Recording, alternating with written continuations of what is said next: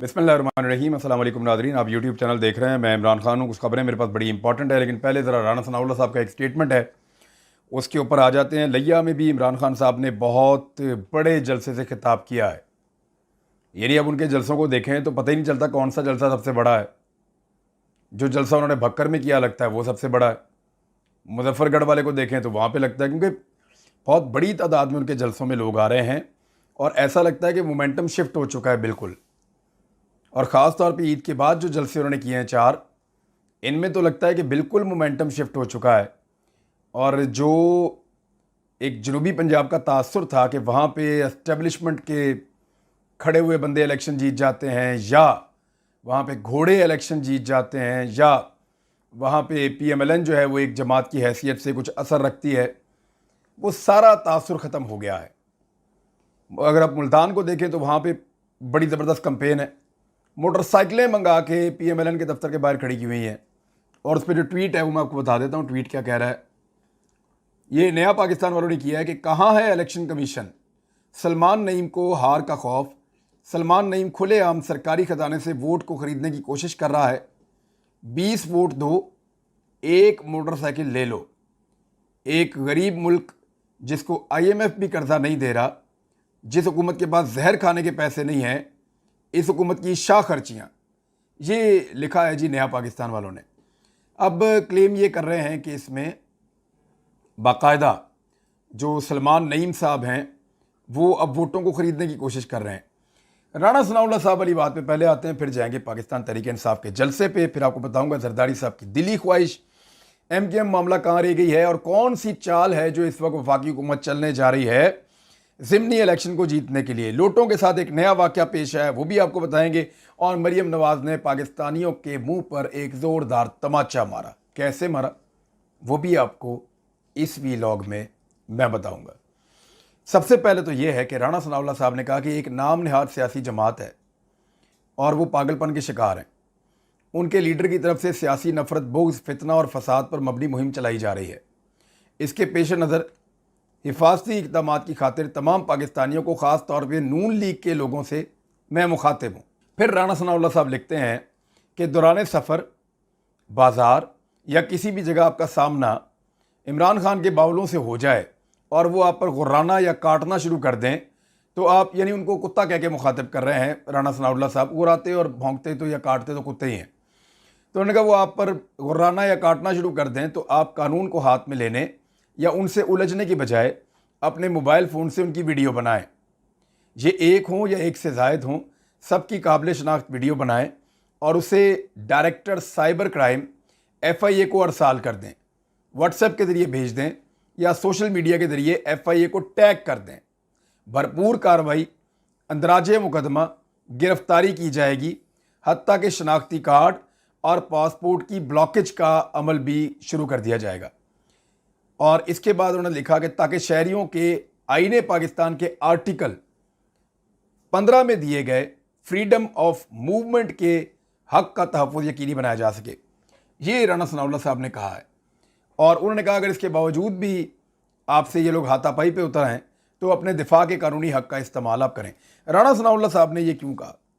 क्योंकि हर जगह पे PMLN के लोगों को या उनके लीडर्स को चोर चोर, डाकू डाकू के अल्फाज जो हैं वो सुनने पड़ रहे हैं। लोग गद्दार का भी कहते हैं, लोटा लोटा भी कहते हैं। अब इन अल्फाज को सुनने के बाद तकलीफ़ होती है PMLN के लोगों को, ख़ास तौर पे जो लीडर्स हैं उनको। एहसन इकबाल साहब को भी ये इस तरह की बातें उस वक्त मैकडोनल्ड में भीरा पे सुननी पड़ी जब उन्होंने ये कहा कि इमरान खान नवाज शरीफ की जूती के बराबर भी नहीं है। अपनी दफ़ा उन्होंने एक इंतहाई घटिया बदज़बानी पर मबनी बात की, लेकिन जब सुनने वाली ख़वातीन ने आगे से नवाज शरीफ के ख़िलाफ़ चोर चोर के नारे लगाए तो इस पर उन्होंने बाकायदा उनके ऊपर, इमरान खान साहब का भी क्लेम है, बहुत सारे और लोगों का क्लेम है कि एक दबाव बनाया और फिर उनको माफ़ी मांगने पर मजबूर किया गया। लेकिन बाद में असली वीडियो सामने आ गई और सारा पोल खुल गया। अब राणा साहब जिस आर्टिकल की बात कर रहे हैं, राणा सनाउल्लाह वज़ीर दाखिला, फ्रीडम ऑफ मूवमेंट, ये होती क्या है मैं इसके बारे में आपको बताता हूँ। लेकिन इससे पहले पूरी दुनिया में कहीं भी जितनी महज़्ज़ब दुनिया है, मुंह से बोलने पर कोई एतराज़ नहीं है। आप कुछ भी कहें, आपको लगता है वो आदमी चोर है, उसके ऊपर कोई एलिगेशन है, आप वो एलिगेशन दोहराएं, आप उसको जो कहना चाहते हैं आप कहें, लेकिन आप फिजिकल असॉल्ट नहीं कर सकते, आप उसके साथ लड़ाई नहीं कर सकते, उसका रास्ता ज़बरदस्ती आप रोक नहीं सकते, आप सिर्फ उसके साथ बात कर सकते हैं। नवाज शरीफ साहब के रास्ते में आए दिन लोग आते हैं और वो उनको चोर और डाकू और मुल्क का गद्दार कहकर बुलाते हैं। इसी तरह नवाज शरीफ साहब के बेटों के साथ भी यही होता है और उनके मुख्तलिफ रिश्तेदारों के साथ ऐसा बहुत कुछ बार बार होने की वीडियोज़ मौजूद हैं। यूरोप में जो लीडर्स जाते हैं उनके साथ अक्सर इस तरह के वाक़यात पेश आ जाते हैं। उन ममालिक के अंदर ये उसूल है कि वो वीडियो बनाते हैं और अपनी ज़बान से जो उनको लगता है फ्रीडम ऑफ स्पीच, क्योंकि वहाँ पे है आज़ादी इजहार राय है, तो वो अपनी राय का इजहार करते हैं उस लीडर या उस इंसान के बारे में, और ये वो अपने लीडर्स के बारे में भी करते हैं। लेकिन पाकिस्तान में एक कानून को जवाब बना के राना सनाउल्लाह कह रहे हैं कि मैं ना सिर्फ इनके खिलाफ कानूनी कार्रवाई करूँगा बल्कि इनके पासपोर्ट और इनके शनाख्ती कार्ड भी मैं सस्पेंड करवा दूंगा, ख़त्म करवा दूंगा। ना इनका पासपोर्ट इनके पास होगा, ना शनाख्ती कार्ड इनके पास होगा। यानी अगर कोई शख्स किसी आदमी को देखे, पॉलिटिकल आदमी को, और उसको उसके ऊपर कोई एतराज़ हो कि ये बंदा चोर है या इसने मुल्क को लूटा है, तो वो उसको मुंह के ऊपर ये नहीं कह सकता कि आपने मुल्क को लूटा है। ये हक सिर्फ लीडर्स को है कि वो जलसों में जाएं और जाकर एक दूसरे को चोर और डाकू कहें। देखें, ये पाकिस्तान में एक मुनाफकत चल रही है।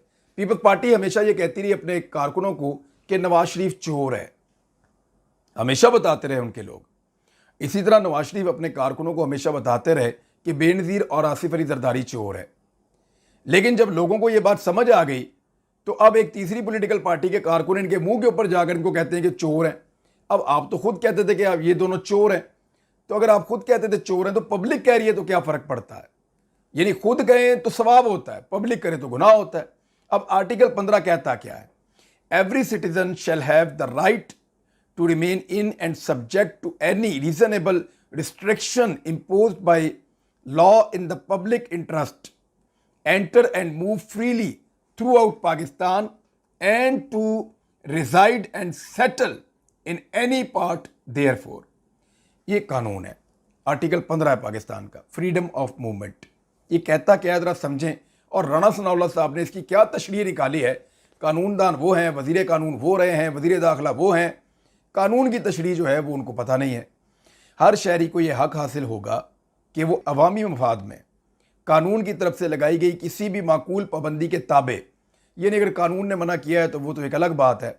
यानी अगर किसी जगह पे गवर्नमेंट ने कह दिया कि इससे आगे आप फ्रीली मूव नहीं कर सकते, या ये एक हद है जो कानून ने लगाई हुई है, किसी के घर के अंदर ट्रेसपास नहीं कर सकते, हर जगह तो नहीं आप मूव कर सकते ना, प्राइवेट प्रॉपर्टी में नहीं घुस सकते, तो उसको कवानीन की पाबंदियाँ जो है उनको अलग करके उन्होंने कहा किसी भी माकूल पाबंदी के ताबे पूरे पाकिस्तान में आज़ादाना तौर पर दाखिल होने और नकलो हरकत करने और इसके किसी भी हिस्से में रहने और आबाद होने का हक रखता है। सादा। यानी अगर कोई ज़बरदस्ती किसी को जाते हुए रोक ले, हाथ से पकड़ ले या रुकावट डाल दे या उसको बांध ले, तो फिर तो आर्टिकल 15 हो गया वायलेट, फिर आप कार्रवाई कानूनी कर सकते हैं। लेकिन अगर एक शख्स सिर्फ आपको मुंह से कह रहा है और आपसे बहस कर रहा है या आपको कह रहा है कि आप चोर हैं, आपने डकैती की है, आपने इस मुल्क को लूटा है, आप मेरे सवालों का जवाब दीजिए, तो वो किसी किस्म का फ्रीडम ऑफ मूवमेंट के रास्ते में रुकावट नहीं डाल रहा।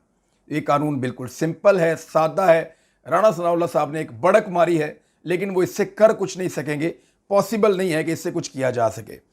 जब कराची डूब रहा है तब लोगों की तकलीफ का अजाला करने की बजाय, जब लोगों के अरबों रुपए का सामान डूब गया, लोगों के अरबों रुपए की सामान और कीमती जो साजो सामान है वो ज़ाया हो गया, फर्नीचर उनका ज़ाया हो गया, तो उस वक्त आसिफ अली जरदारी साहब बजाय इसके कि लोगों के ज़ख्मों पर मरहम रखें, बजाय इसके कि लोगों की तकालीफ का मुदावा करें, वो अपनी एक दिली ख्वाहिश का इजहार कर रहे हैं।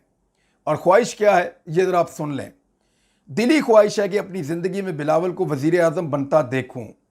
आसिफ अली जरदारी, वैसे मेरी भी एक दिली ख्वाहिश है कि मैं अपनी ज़िंदगी में पाकिस्तान पीपल्स पार्टी को आवाम की खिदमत करते हुए देखूं। मेरी भी एक ख्वाहिश है कि मैं अपनी ज़िंदगी में सिंध को बाकी सूबों की तरह आगे बढ़ता हुआ देखूं। मेरी भी एक दिली ख्वाहिश है कि कराची में बारिश हो तो कराची के शहरियों को इस बात की फ़िक्र ना हो कि आज उनका कीमती सामान ज़ाया हो जाएगा और वो उस बारिश को एंजॉय करें।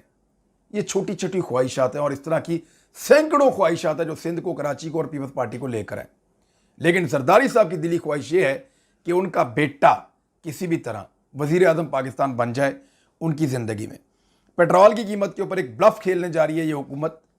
मेरी इंफॉर्मेशन के मुताबिक इस वक्त जो पेट्रोल की कीमत है आलमी मंडी में एकदम कम हुई है, कुछ 8% के लगभग दोबारा कम हुई है और पेट्रोल पहुंच गया है। और ये एक जंप है जो एकदम नीचे आया, $100 से भी नीचे चला गया है दुनिया में आलमी सतह के ऊपर। अब $100 से नीचे चले जाने का मतलब है कि काफ़ी कंट्रोल में आ गई सिचुएशन। इमरान खान साहब के दौर में $125 तक गया था और जब वो $125 में था तो इमरान खान साहब तब भी $150 लीटर से कम में बेच रहे थे। आज $25 से ज़्यादा पेट्रोल की कीमत कम हो गई है, लगभग 25% से ज़्यादा पेट्रोल की कीमत कम हो गई है उस दौर की निस्बत। तो पीएमएलएन ने कोई कमी नहीं की। जो पीडीएम की हुकूमत है, ये चूं-चूं का मुरब्बा इंपोर्टेड सरकार का, इन्होंने अभी तक पेट्रोल की कीमत में कोई कमी नहीं की, बल्कि ₹100 लीटर पेट्रोल और ₹130 लीटर डीजल की कीमत में इजाफा कर दिया। और अब ये करने के हवाले हैं 17 जुलाई के लिए। मरीम नवाज साहबा हर जलसे में जाके अनाउंस कर रही हैं। होगा ये कि 14 जुलाई की रात को या 15 जुलाई की रात को ये अचानक अनाउंस करेंगे कि हम पेट्रोल की कीमत और डीजल की कीमत कम कर रहे हैं। 20 से 30 रुपए पेट्रोल और 30 से 35 रुपए जो है वो डीजल की कीमत में ये कम कर देंगे। लेकिन ये कमी जो है वो चंद दिनों के लिए होगी, हो सकता है 5 दिन के लिए या हो सकता है 15 दिन के लिए।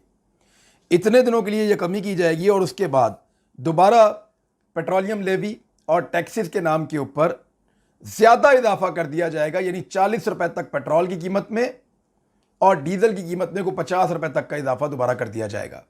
यानी जितनी कीमत कम की जाएगी उससे ज़्यादा कीमत चंद दिन के बाद बढ़ा दी जाएगी ताकि ये जो बीच में नुकसान हुआ इसको पूरा किया जा सके। ये जो कीमत कम की जाएगी ये सिर्फ और सिर्फ 17 जुलाई के इलेक्शन के लिए कम की जाएगी। लेकिन मेरे ख्याल में यहाँ पे बहुत सारा रिकॉर्ड मेरे पास अवेलेबल है। इमरान खान साहब के दौर में जब $125 फी बैरल पेट्रोल मिल रहा था तो वो $150 से कम में बेच रहे थे पाकिस्तानी रुपीस में फी लीटर, और अब $100 से भी कम में बैरल पेट्रोल का मिल रहा है। तो शहबाज शरीफ साहब लगभग $250 का बेच रहे हैं लीटर पेट्रोल। तो होना ये चाहिए कि शहबाज शरीफ साहब, क्योंकि अब ये कीमत कम हो गई है, तो पेट्रोल को कम से कम $120 लीटर पे बेचें। ये 20 या 30 रुपए कम करने से नहीं होगा, कम से कम अगर कम करना है तो 100-150 रुपया लीटर जो है वो पेट्रोल शहबाज शरीफ साहब कम करें, तो फिर लोग मानेंगे कि वो इमरान खान के मुकाबले में आए हैं, वरना वो दूर दूर तक इमरान खान के मुकाबले में नहीं है। उधर जो लोटे हैं उनकी हालत बुरी हो गई है। नज़ीर चौहान साहब अपने हल्के में जहाँ निकलते हैं लोग लोटा लोटा की आवाज़ें लगाते हैं। बाकी जो उम्मीदवार हैं उनके साथ भी यही हो रहा है और हर जगह पे इस तरह की सूरत अब तो वीडियोज़ आना शुरू हो गई हैं सामने। इसी सिचुएशन को देखते हुए राणा सनाउल्लाह साहब ने ये एक अजीबो गरीब गुस्से वाला स्टेटमेंट दिया है और ये पंजाबी फिल्मों के डायलॉग से बढ़ के और कुछ नहीं है। शरीफ खानदान की अगली नस्लें भी तैयार हैं। मरीम नवाज साहबा ने कह दिया, ये वही बात है जो हम आपको बार बार बताते हैं कि शरीफ खानदान ने पाकिस्तान की सियासत पे कब्जा करने का फैसला किया है। मियाँ शरीफ वो अपने 2 बच्चों को सियासत में लाए, वज़ीर आला बनवाया, वज़ीर आज़म बनवाया। फिर जो दोनों भाई हैं वो अपने बच्चों को सियासत में लाए। एक वज़ीर आला बनवा चुका है, दूसरे ने उसको सियासत में उतारा हुआ है, पार्टी के अंदर ओहदा दे दिया बहुत बड़ा, और अब वो अपने अगले बच्चों को तैयार कर रहे हैं। यानी मरीम नवाज ने जुनैद सफदर को तैयार करना शुरू कर दिया है पाकिस्तान में पॉलिटिक्स करने के लिए। यानी ये ख़ानदान ये हक लेकर पैदा होते हैं सोने के चम्मच के साथ कि ये पाकिस्तानी अवाम के ऊपर रूल करेंगे। ये पीएमएलएन में काम करने वाले कारकुनों के मुंह के ऊपर एक तमाचा है, पाकिस्तानी अवाम के मुंह के ऊपर एक तमाचा है। इसलिए कि किसी आम घर का बच्चा या बच्ची वो सियासत में जितना मर्जी जोर लगा ले, वो अवाम की खिदमत में शरीफ खानदान पे सबकत नहीं ले जा सकता, क्योंकि वज़ीर आज़म हो, वज़ीर आला हो या अहम तरीन ओहदे हों, वो सारे हमेशा शरीफ खानदान के पास जाएंगे। पार्टी भी उनके कंट्रोल में रहेगी और हर चीज़ उनके कंट्रोल में रहेगी। इमरान खान को उन्होंने ताना दिया कि तुम्हारा आगे कौन सी औलाद है, तुमने कैसे, तुम मर गए तो सब खत्म हो गया, हमारा तो ख़ानदान चलेगा, नस्लें चलेंगी, और हमने तो अगली नस्लें जो हैं वो अवाम की खिदमत के लिए तैयार कर रखी हैं। यानी ये मौरूसी सियासत को बाकायदा एक जस्टिफिकेशन दी जा रही है और शर्म नहीं आती पाकिस्तान के अंदर उन सियासतदानों को जिनकी जूतियाँ घिस गई हैं काम कर करके और वो इस मरूसी सियासत में इनके पीछे खड़े होते हैं हाथ बांध के, पहले दादा के पीछे, फिर बाप के पीछे, फिर उसके बच्चों के पीछे, और अब अगली नस्लों के पीछे भी हाथ बांध के खड़े हैं, चौथी नस्ल के पीछे हाथ बांध के खड़े हैं। तो ये है जी सूरत हाल, और ये मरियम नवाज साहबा का अंदर का सच बाहर आ गया है। दूसरी जानिब पाकिस्तान तहरीक इंसाफ की जीत को और कामयाबी को देखते हुए पुलिस का इस्तेमाल बहुत ज़्यादा हो गया है। पुलिस को मजबूर किया जा रहा है PMLN की जानिब से कि वो छापे मारें पाकिस्तान तहरीक इंसाफ के जलसों पे। ऐसा ही एक छापा रात गए मारा गया है, जहां पे असद खोखर के मुकाबले में नवाज ऐवान नामी पाकिस्तान तहरीक इंसाफ का कारकुन अपनी कंपेन कर रहा था, और वहां पे एक शादी हाल के अंदर जलसा हो रहा था। बहुत बड़ी तादाद में वहां पे पुलिस वाले पहुंच गए और उन्होंने खींचातानी की, ज़ोदोकोप किया और जलसे को या जलसे के सारे माहौल को तबाह कर दिया। दूसरी जानिब असद खोखर अपनी कंपेन खुलकर चला रहे हैं। एक भी वाकया, कोई एक भी छोटा सा इंसिडेंट, कोई एक भी छोटी सी चीज किसी जगह पर भी नहीं हुई ऐसी जहां पे PMLN के कैंडिडेट को मुश्किल पेश आई हो। लेकिन पाकिस्तान तहरीक इंसाफ के कैंडिडेट्स को दीवार के साथ लगाया जा रहा है, उनके जलसे रोके जा रहे हैं, उनके इज्तिमात रोके जा रहे हैं, कॉर्नर मीटिंग रोकी जा रही हैं, लोगों को हरासा किया जा रहा है, लोगों को गिरफ्तार किया जा रहा है। तो ये सारी कार्रवाइयां डाली जा रही हैं पाकिस्तान तहरीक इंसाफ को हराने के लिए। लेकिन इसके बावजूद आज भी सूरत हाल PMLN के खिलाफ और PTI के बहुत ज़्यादा हक में है, और इमरान खान साहब का ये जो लिया वाला जलसा है, इसने भी एक रिकॉर्ड कायम कर दिया। इतनी बड़ी तादाद में लोग थे कि हर तरफ ऐसे सर ही सर नजर आ रहे थे। तो ये फैसला हो चुका है सिर्फ धांधली की बुनियाद पर, ताकतवर लोगों को इस्तेमाल करते हुए। वो साबिक वज़ीर-ए-आज़म इमरान खान किसी मिस्टर X का नाम ले रहे थे, अब मिस्टर Y का नाम भी ले रहे हैं कि ये लोग धांधली कर रहे हैं। तो ये जो धांधली है, इसके जरिए से हालात बेहतर नहीं होंगे, मजीद ख़राब होंगे। लोग ज़्यादा गुस्सा करेंगे, लोग ज़्यादा रिएक्शन देंगे, और धांधली करने वालों, करवाने वालों, सहूलतकारों को भी, तमाम लोगों को इसका नतीजा भुगतना पड़ेगा, और उन सब के ऊपर कीचड़ उछले। बिस्मिल्लाहिर्रहमानिर्रहीम, अस्सलाम वालेकुम नाज़रीन, आप यूट्यूब चैनल देख रहे हैं। मैं इमरान खान हूँ। भक्कर में इमरान खान साहब ने जलसा किया है, और गालिबन वो लिया में जलसा करने के लिए भी जाएंगे। जब मैं ये वीडियो रिकॉर्ड कर रहा हूँ तो भक्कर का जलसा मैं देख चुका हूँ, और कमाल जलसा था। इतनी बड़ी तादाद में लोग, यानी जो ड्रोन शॉट आया उसका, उसमें तो ऐसा लगता है कि खलकत खुदा जो है वो सारी इकट्ठी होकर वहां पे आ गई, और बहुत बड़ा और बहुत तगड़ा जलसा था। ऐसा दिखाई देता है कि पाकिस्तान तहरीक इंसाफ इस पूरे इलेक्शन को वन साइडेड कर चुकी है। मरियम नवाज साहिबा गलियों में, मोहल्लों में जलसे कर रही हैं, और इमरान खान साहब खुले मैदानों में बहुत बड़े बड़े इलाकों में जलसे कर रहे हैं। तो इन जलसों में जमीन आसमान का फर्क है। यानी एक तरफ अवाम का जम्मे गफीर है, और हमने इस तरह से अवाम को कभी निकलते हुए ज़िमनी इंतखाबात में इससे पहले नहीं देखा। ऐसा लगता है कि टर्नआउट बहुत ज्यादा बढ़ेगा। मुस्लिम लीग नून ये कोशिश करेगी कि टर्नआउट जितना कम हो उतना उनको फायदा होगा। वो कम से कम लोगों को कोशिश करेंगे कि वो बाहर निकलें। लेकिन दूसरी जानिब पाकिस्तान तहरीक इंसाफ ये कोशिश करेगी कि ज्यादा से ज्यादा लोगों को बाहर निकाला जाए, ताकि निकलकर वो वोट डालें। अब भक्कर के अंदर जो सियासी सूरत हाल है वो मैं आपको बता देता हूं। ये गालिबन नवानियों का इलाका है, और नवानी यहाँ से इलेक्शन लड़ते रहे हमेशा से। और इस वक्त जो वहाँ पे सईद अकबर नवानी थे, वो पहले आज़ाद उम्मीदवार की हैसियत से जीते थे। वो कुछ 8 मरतबा रुकन असम्बली मुंतखब हो चुके हैं, और इन्होंने बाद में पाकिस्तान तहरीक इंसाफ ज्वाइन कर ली थी। नून लीग के इरफानुल्लाह खान न्याजी जो है वो नून लीग के उम्मीदवार थे, जो इंतखाब 15,000 वोटों से हार गए थे। अब तहरीक इंसाफ ने इरफानुल्लाह खान न्याजी को टिकट दे दिया है, जबकि नून लीग ने सईद अकबर नवानी को टिकट दे दिया है। सईद अकबर नवानी 1985 से सियासत में है, और 8 मरतबा रुकन असम्बली रह चुके हैं। अब ये दोनों जमातों ने एक दूसरे के बंदे को टिकट दे दिया। लेकिन यहाँ पे नवानी फैमिली हमें पहली दफा बहुत मुश्किल में दिखाई दे रही है, और इनके लिए ये इलेक्शन कभी इतना मुश्किल नहीं रहा था। हम ये सोच रहे थे कि ये फेवरेट रहेंगे, लेकिन भक्कर वाले जलसे ने सब कुछ उड़ा के रख दिया है। अब जबकि आखिरी दिन चल रहे हैं कैंपेन के, वो 3 दिन बाकी हैं, इसमें वो कितना कर सकेंगे और क्या करेंगे, ये एक बड़ा सवाल है। लेकिन इमरान खान साहब ने एक बहुत बड़ा फर्क डाल दिया है भक्कर वाला ये जलसा करके। और जिस तरह हमें अवाम नजर आई, जिस तरह हमें अवाम का जम्मे गफीर नजर आया, ऐसा लगा कि पूरा का पूरा कॉन्स्टिट्यूएंसी जो है, जितने भी वोटर्स हैं वो सारे बाहर निकले हुए हैं, और ये एक बहुत बड़ा जलसा था। इसमें इमरान खान साहब ने खिताब भी किया। उन्होंने क्या कहा वो आपको सुन लें और फिर मैं आपको बताता हूं कि पीएमएलएन ये इलेक्शन हारने जा रही है, उसकी कोई निशानियां हैं वो आपके सामने में रख देता हूं।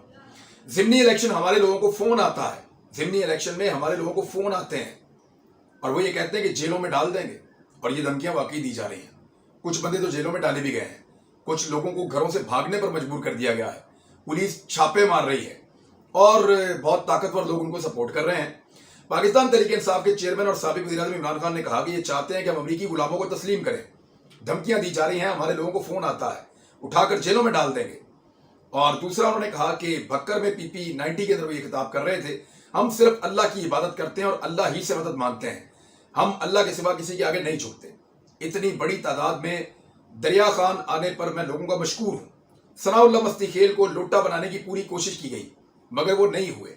दरिया खान से भी जो MPA बनता है वो हर बार क्यों लोटा हो जाता है। इस गर्मी में दरिया खान के लोग आए, मैं सलाम पेश करता हूं। जब इंसान का कोई किबला ना हो तो फिर वो लोटा बन जाता है। आपने लोटों को शिकस्त देनी है, आपकी ड्यूटी है कि आपने घर घर जाना है। और अमरीकी साजिश के तहत हम पर चोरों और डाकुओं को मुसल्लत किया गया है। सियासत में 26 साल से इन चोरों का मुकाबला कर रहा हूं। ये इलेक्शन नहीं है, ये जहाद है। ये चोर 30 साल से मुल्क का खून चूस रहे हैं। हम चाहते हैं कि अमरीकी गुलामों को तस्लीम ना करें, ये चाहते हैं कि हम उनको तस्लीम करें। हमें धमकियां दी जा रही हैं, हमारे लोगों को फोन आता है कि तुम्हें उठाकर जेलों में डाल देंगे। सहाफियों पर FIR कट रही हैं, मुझ पर भी FIR दर्ज की गई हैं।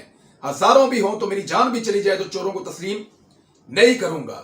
अमेरिका के गुलाम को वजीर आला बनाया गया है। गुलाम वजीर आजम कहता है कि हम मजबूर और भिखारी हैं, इसलिए अमेरिका की गुलामी करनी है। वजीर खारजा कहता है हम जिंदा हैं तो अमेरिका की वजह से हैं। हम इनके खिलाफ हकीकी आजादी की जंग और जिद्दोजहद कर रहे हैं। इनको तस्लीम कर लिया तो बाकी जिंदगी अमेरिका की गुलामी करते रहेंगे। 32 साल से शरीफ खानदान हुक्मरानी कर रहा है। हमारा मुल्क गरीब है। ये महंगाई कम करने आए थे, चोरों ने आते ही महंगाई बढ़ा दी है। ये चोरी खत्म करने नहीं बल्कि अपने करप्शन के केसेस खत्म करने आए थे। फिर कराची की जो बारिशें हैं उनके ऊपर उन्होंने बात की, फिर उन्होंने जो शरीफ खानदान ने मनी लॉन्ड्रिंग की है, जो करप्शन की है, उसके ऊपर उन्होंने इमरान खान साहब ने बात की। फिर इलेक्शन कमीशन के ऊपर उन्होंने तनकीद की और धांधली की पूरी तैयारी तो हो चुकी है। धांधली की तैयारी क्या है, जरा उस हवाले से भी मेरे पास कुछ खबरें हैं, मैं आपके साथ शेयर कर देता हूं। लेकिन उससे पहले हुकूमत को सांस चढ़ गया है। हुकूमत को पता चल गया है कि पाकिस्तान तहरीक इंसाफ जितना बड़ा जलसा इमरान खान साहब ने भक्कर में कर दिया है, जितना बड़ा उन्होंने मुजफ्फरगढ़ में कर दिया है और जितना बड़ा जलसा उन्होंने कर दिया है लोधरा में, इन 3 जलसों ने उखाड़ दिया है PMLN को। और उनके लिए बहुत मुश्किल हो गया कि वो अपने लूटों को कैसे जिताएं। उन्हें लग रहा था कि जनूबी पंजाब में धांधली करके वो सीटें हम निकाल लेंगे, शहरी इलाकों के अंदर हमें धांधली करने का मौका कम निकलेगा तो चलो यहां पे कम सीटें निकल जाएंगी, जनूबी पंजाब में दूर दराज इलाकों में धांधलियां करेंगे। अब ना लैया साथ दे रहा है, ना भक्कर साथ दे रहा है, ना झंग साथ दे रहा है, ना फैसलाबाद साथ दे रहा है, ना उनका साथ दे रहा है मुजफ्फरगढ़, और ना उनको लोधरा में कुछ मिल रहा है। खुशाब की तो वैसे ही उनकी सूरत पतली है, तो रावलपिंडी और लाहौर के अंदर वैसे ही इलेक्शन आपको पता बड़ा सामने सामने होता है मीडिया के, जबकि शेखुपुरा में PMLN की हालत वैसे ही पतली है। साहिवाल की एक सीट और लाहौर की एक सीट जो है वहां पे PMLN मुझे कुछ बेहतर नजर आती है कि वहां पे मुकाबला कर सकते हैं अगर तो फ्री एंड फेयर छोड़ दिया जाए। यानी एक तरफ पूरा का पूरा निजाम है, सारी पॉलिटिकल पार्टीज हैं, ब्यूरोक्रेसी है, ताकतवर हल्के हैं, सारा का सारा पाकिस्तान का निजाम एक तरफ खड़ा है और एक तरफ पाकिस्तान की आवाम खड़े हैं। और फैसला होना है 17 जुलाई को। अवाम किस तरीके से अपना हक लेंगे, इसके लिए इमरान खान साहब ने एक पैगाम भी जारी किया है नौजवानों के नाम। उन्होंने पैगाम में कहा कि कहना चाहता हूं नौजवानों को कि 17 जुलाई को 20 हल्कों में ज़िमनी इंतखाब हकीकी आज़ादी के लिए जहाद है। मुल्क पर बैरूनी साजिश के तहत चोरों को मुसल्लत किया गया है। चोरों ने इक़्तिदार में आकर अपनी चोरी बचाने के लिए 1100 अरब का डाका मारा है। इमरान खान ने कहा कि इम्पोर्टेड हुकूमत ने मुल्क को महंगाई की दलदल में धकेल दिया है, मईशत तबाह कर दी है। सब नौजवानों को खुद भी निकलना है और आम आवाम को भी निकालना है। ये चोर सिर्फ एक तरह इलेक्शन जीत सकते हैं और वो तरीका है धांधली। हमें मिलकर धांधली को शिकस्त देनी है और इंशाल्लाह मुल्क को हकीकी तौर पर आज़ाद करना है। ट्विटर पे उन्होंने लिखा कि बारिशों ने एक मरतबा सिंध और सिंध के बारे में उन्होंने बात की वो अलग है, लेकिन नौजवानों की उन्होंने ड्यूटी लगाई है। वो पहले भी कह चुके हैं कि 10-10 नौजवान जो बहादुर और तगड़े नौजवान हैं वो ड्यूटी देंगे एक एक पोलिंग स्टेशन के ऊपर। लोटों की हालत इतनी पतली है कि एक के बाद एक वजीर इस्तीफा दे रहा है। अयाज सादिक, अब सूबाई वजीर मलिक अहमद खान ने भी इस्तीफा दे दिया है। अवैस लगारी भी पहले इस्तीफा दे चुके हैं और इसके अलावा दीगर भी वज़रा इस्तीफा दे चुके हैं। तो ये अब 4 वजीर हो चुके हैं, सलमान रफीक, अयाज सादिक, मलक अहमद खान और उनके अलावा जनूबी पंजाब से लगारी साहब। ये लोग इस्तीफे देने के बाद अब इलेक्शन कैंपेन में हिस्सा ले रहे हैं, क्योंकि इनको नजर आ रहा है कि अगर ये मुतहर्रिक ना हुए तो बहुत बुरी तरह पीएमएलएन पिट के हार रही है। अब ये लोग जाएंगे और इलेक्शन की इंजीनियरिंग करेंगे, कोशिश करेंगे कि कुछ ना कुछ धांधली करके, कोई ना कोई तरीकाकार इस्तेमाल करके पाकिस्तान तरीके इंसाफ को इलेक्शन हराया जाए। धांधली के तरीके कौन से होंगे, इसके ऊपर कुछ चीजें सामने आ चुकी हैं, मैं वो चीजें आपके सामने रखने वाला हूं। यहां पे एक मैं आपके सामने ट्वीट में बता देता हूं, क्योंकि ये इलेक्शन कमीशन ऑफ पाकिस्तान को मुखातिब किया गया है और पीपी 158 का मामला है। बाकी हलकों में भी मुबैना तौर पर ऐसे ही हो रहा है कि प्रिजाइडिंग ऑफिसर्स और जो पोलिंग के अफसरान हैं उनकी जो लिस्ट अमूमन खुफिया रखी जाती है और मंजर आम पे नहीं लाई जाती, वो नून लीग के व्हाट्सएप ग्रुप्स के अंदर घूम रही है। इलेक्शन कमीशन की तरफ से ये नून लीगी उम्मीदवार को दी गई हैं। पहले से बता दिया गया है कि पोलिंग का स्टाफ कौन सा होगा, पोलिंग का अमला कौन सा होगा, अफसरान कौन से होंगे और प्रिजाइडिंग ऑफिसर्स कौन कौन से होंगे। वक्त से पहले बताने का मतलब ये है कि भाई ये बंदे होंगे, आप जाके इनको मैनेज कर लें और इनको मैनेज करके आपने इलेक्शन जीतना है। इस किस्म के एलिगेशंस वो लग रहे हैं पीएमएलएन के ऊपर से तरीके लबैक की कंपेन बड़ी मजेदार है। ये एक पोस्टर मेरे सामने है और इस पोस्टर के अंदर जो लिखा हुआ है उसको पढ़ के मैं तो हैरान रह गया कि ये किस दौर में किस तरह की कार्रवाइयां चल रही हैं और इन लोगों को समझ नहीं आ रही कि पाकिस्तान कितना आगे निकल गया है। आप अभी भी इस तरह की सियासत कर रहे हैं, ये चीजें कर रहे हैं पाकिस्तान में। यानी ये आप पोस्टर देखें, उसमें क्रेन बनी हुई है जो तरीके लबैक का निशान है इंतखाबी। उस पर लिखा है कि क्या मालूम ये जिंदगी का आखिरी वोट हो, क्यों ना वोट तरीके लबैक पाकिस्तान क्रेन के निशान को देकर आखिरत संवार दी जाए। यानी अगर आप वोट डालेंगे तो उसके बदले में आपको जन्नत मिलेगी। ये तो बहुत सीधी सीधी रिश्वत है और इलेक्शन कमीशन ऑफ पाकिस्तान क्या इसका नोटिस ले सकता है, ये एक अलग चीज है। तरीके लबैक एक जमात है, मैं बतौर जमात उसकी इज्जत करता हूँ। तरीके लबैक को जमहूरी अंदाज में इलेक्शन लड़ने का पूरा हक है, मैं इस बात की भी इज्जत करता हूँ। लेकिन अगर वो ये कहेंगे कि आप जब वोट हमें डालेंगे तो आप जन्नत में जाएंगे, ये मेरे ख्याल में मुझे तो नामुनासिब लगता है। अगर कोई और पॉलिटिकल पार्टी भी ये करे तो वो गलत है और वो ज्यादती है। अब 2-3 चीजें हैं, जरा मैंने वो क्लियर करनी है, आपको बतानी है, क्योंकि बहुत सारे लोग ये सवाल पूछ रहे थे। मैं अमूमन सवाल के जवाब नहीं देता, लेकिन बड़े दोस्तों ने अब पूछा तो मैं जवाब दे देता हूं। मुखालिफिन के लिए तो कभी मैं जवाब नहीं दूंगा, क्योंकि उनको कोई जवाब समझ नहीं आएगा, आंखों पर पट्टी बंधी हुई है। एक तो ये सवाल उठाया गया कि मैंने वो वीडियो क्यों नहीं चलाई जिसके बारे में मैंने कहा था कि 5 घंटे तक अगर इन्होंने मुझे आजाद ना किया तो मैं वो वीडियो चला दूंगा। देखिए, जिस वक्त मुझे गिरफ्तार किया जा रहा था ना, तो मैंने पहला राब्ता यही किया था कि इस वीडियो को रोक दिया जाए। वो वीडियो पाकिस्तान से बाहर पड़ी हुई है किसी और मुल्क में, मैं चाहता तो वो वीडियो चलने देता।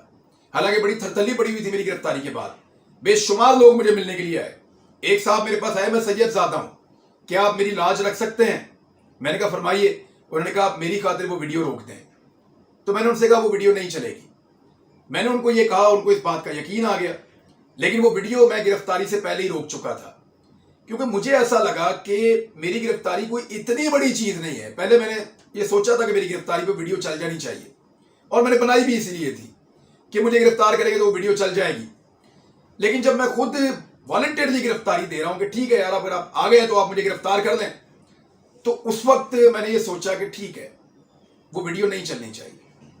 उस वीडियो में मैंने एक एक शख्सियत का नाम लिया जिसने मुझे धमकियां दी हैं, एक एक आदमी का नाम लिया जिसने मेरे साथ मुलाकात की है, उन लोगों का भी बताया जिन्होंने मुझे इंफॉर्मेशन दी है, उनका भी बताया जो कहते थे नवाज शरीफ चोर है, डाकू है और ये लोग तेरे मुल्क को लूट कर खा जाएंगे। सारा कुछ बताया था, हर चीज उस वीडियो में आज भी मौजूद है।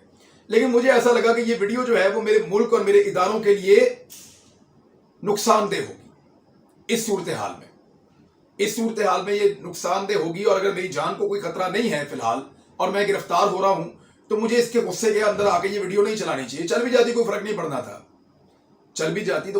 पड़ना था, लेकिन पाकिस्तान के अंदर मेरे कुछ लोगों को, कुछ इदारों को बहुत सारी चीजों का जवाब देना पड़ना था और बहुत बड़े बड़े सवालात इकट्ठे हो जाने थे, तो और उनकी बड़ी तज़हीक होनी थी, बड़ी बेइज्जती होनी थी। इसके बावजूद मैं नहीं चाहता कि मेरे इदारों की बेइज्जती हो, मैं नहीं चाहता कि मेरे इदारों के ऊपर लोग उंगलियां उठाएं और लोगों के नाम ले लेकर जो है वो उनके ऊपर जो है वो डायरेक्ट इल्जामात लगे। ये काम पीएमएलएन ने किया था, लेकिन आप यहां से अंदाजा करें, बल्कि आपको तो अप्रिशिएट करना चाहिए कि गिरफ्तार हो जाने के बावजूद मैंने अपने लोगों को इम्तिहान में नहीं डाला। मेरा इख्तलाफ है, लड़ाई नहीं है। इख्तलाफ है, लड़ाई नहीं है। एक दफा भी दौरान गिरफ्तारी मैंने पाकिस्तान जिंदाबाद के अलावा कोई और नारा नहीं लगाया, और अगर किसी और ने कोई और नारा लगाया तो मैंने उसको गर्दन से पकड़ा है। वहां पे हथकड़ियां लगे होने के बावजूद, गिरफ्तार होने के बावजूद मैंने गर्दन से पकड़ा है वहां पे कि नहीं, मेरे इदारों और मेरे मुल्क के खिलाफ, मेरी रियासत, रियासती इदारों के खिलाफ कोई आदमी कोई बात नहीं करेगा, और जब तक मैं जिंदा हूं तब तक तो मैं नहीं करने दूंगा। तो इसलिए मैंने वो वीडियो नहीं चलाई। दूसरा, कुछ लोग ये प्रोपेगेंडा कर रहे हैं कि मैं पॉलिटिकल पार्टियों के जलसों में जाके खिताब करता हूं। तो पॉलिटिकल पार्टियों के जलसों में जाके जो खिताब करते हैं ना, वो सहाफी सारे जानते हैं जिसने किया है। अहमद मीर ने जाके किया फजल रहमान के जलसे में खिताब, उसको सलीम साफी को मुबशर लुकमान ने किया पीटीआई के जलसे में खिताब, डॉक्टर दानिश साहब ने किया उनकी तारुल कादरी साहब के जलसों में खिताब, और मैं वकला के सेमिनार से खिताब कर रहा था। वकला का सेमिनार हो, स्टूडेंट्स के सेमिनार हो, सहाफियों के सेमिनार हो, सिविल सोसाइटी का प्रोग्राम हो, मैं हाजिर हूं, हर जगह पे जाता हूं और जाके बात करूंगा बतौर सहाफी। लेकिन पॉलिटिकल पार्टी के जलसों में अभी तक मैंने बात नहीं की। तो ये जो एलिगेशन जिन्होंने लगाया वो मुंह धोखे हैं। दूसरा, कुछ लोग कहते हैं कि मैंने जब बाकी सहाफियों को मार पड़ रही थी तो उस पर कभी आवाज नहीं उठाई। तो एक सहाफी को घर में उसके 3 लोगों ने मारा, उसको, नौजवान को, मुतीउल्लाह जान को उठाकर ले गए, अब सार आलम को गोली लगी। इन तीनों मौकों पर मैंने क्या कहा था? मेरे पे तनकीद करते हैं ना कि मैं खुश होता था जब इनको मार पड़ती थी, और मैंने कभी मुजम्मत भी नहीं की। ये मेरे पे एलिगेशन लगा रहे थे। तीनों क्लिप निकाल के मेरी टीम ने मुझे भेजे, जरा सुन ले आप। यानी एक तो अब सार आलम ना, जिनको गोली लगी, अल्लाह ताला उनको सेहत अता फरमाए, उनको तंदुरुस्ती दे। बड़ा अनफॉर्चुनेट है, सहाफ़ियों के ऊपर ऐसे अटैक होना ये बड़ी ज़्यादती है और ये बड़ा जुल्म है। इसकी जितनी मजम्मत की जाए वो कम है। अहमद मीर को भी गोलियां लगी थी, और भी सहाफ़ियों के ऊपर अटैक होते हैं। तो ये नहीं होना चाहिए। जो बात है उसका ज़बान से जवाब दिया जाए, और यहाँ आर्गूमेंट होना चाहिए। तशद्दुद का कोई रास्ता नहीं होना चाहिए पाकिस्तान में, और ये कोई रास्ता होता भी नहीं है, और तशद्दुद कोई ऑप्शन भी नहीं होता। हुकूमत को जो है वो कहा है कि वो इसका जवाब उनको देना पड़ेगा और बाजियाब करवाना पड़ेगा। अब पाकिस्तान तहरीक इंसाफ की हुकूमत है, मुतीउल्लाह जान साहब इस हुकूमत के बहुत बड़े नाकदीन में से हैं, उसकी बहुत ज़्यादा हुकूमत की बुराइयां करते हैं, उनके लत्ते लेते हैं। ऐसे आदमी का गायब हो जाना हुकूमत के लिए बहुत बड़ी मुसीबत होनी चाहिए। लेकिन हम वज़ीर-ए-आज़म पाकिस्तान की तरफ से और बाकी लोगों की तरफ से उस तरह का रिएक्शन नहीं देख रहे, और जिस तरह से उनको अगवा किया गया है उससे ये तासुर बना है कि उनको अगवा करने वाले लोग जो हैं वो सिस्टम का हिस्सा हैं। लेकिन एक बात बड़ी क्लियर है कि ये जो हुआ है ये ज़्यादती है, ये नहीं होना चाहिए था। पीडीएम की और पीपल्स पार्टी की क़यादत जो गई है ज़ख्मी सहाफ़ी की अयादत करने के लिए, और ये अच्छी बात है, बुरी बात नहीं है। जिसको मार पड़े उसके पास जाएं, उसको पूछें, जिसके साथ ज़्यादती हो उसके साथ खड़े हों। तो उस सहाफ़ी को मार पड़ी है और गलत हुआ है, मार नहीं पड़नी चाहिए थी, मारना नहीं चाहिए था। यानी एक तो गलती और जुर्म यह है कि सहाफ़ी को 3 अफराद ने घर के अंदर घुसकर मारा, जुर्म है, गलत है, गैर कानूनी है, काबिल मुज़म्मत है। तो जनाब ये सुन लिया आपने, ये मैं कह रहा था उस वक्त। तो अब जो लोग प्रोपेगेंडा कर रहे हैं ना, वो डूब के मर जाए मेरे ख्याल में। बिस्मिल्लाहिर्रहमानिर्रहीम, अस्सलाम वालेकुम नाज़रीन, आप यूट्यूब चैनल देख रहे हैं। मैं इमरान खान हूँ। कुछ खबरें मेरे पास बड़ी इंपॉर्टेंट है, लेकिन पहले ज़रा राना सनाउल्लाह साहब का एक स्टेटमेंट है, उसके ऊपर आ जाते हैं। लिया में भी इमरान खान साहब ने बहुत बड़े जलसे से खिताब किया है। यानी अब उनके जलसों को देखें तो पता ही नहीं चलता कौन सा जलसा सबसे बड़ा है। जो जलसा उन्होंने भक्कर में किया लगता है वो सबसे बड़ा है।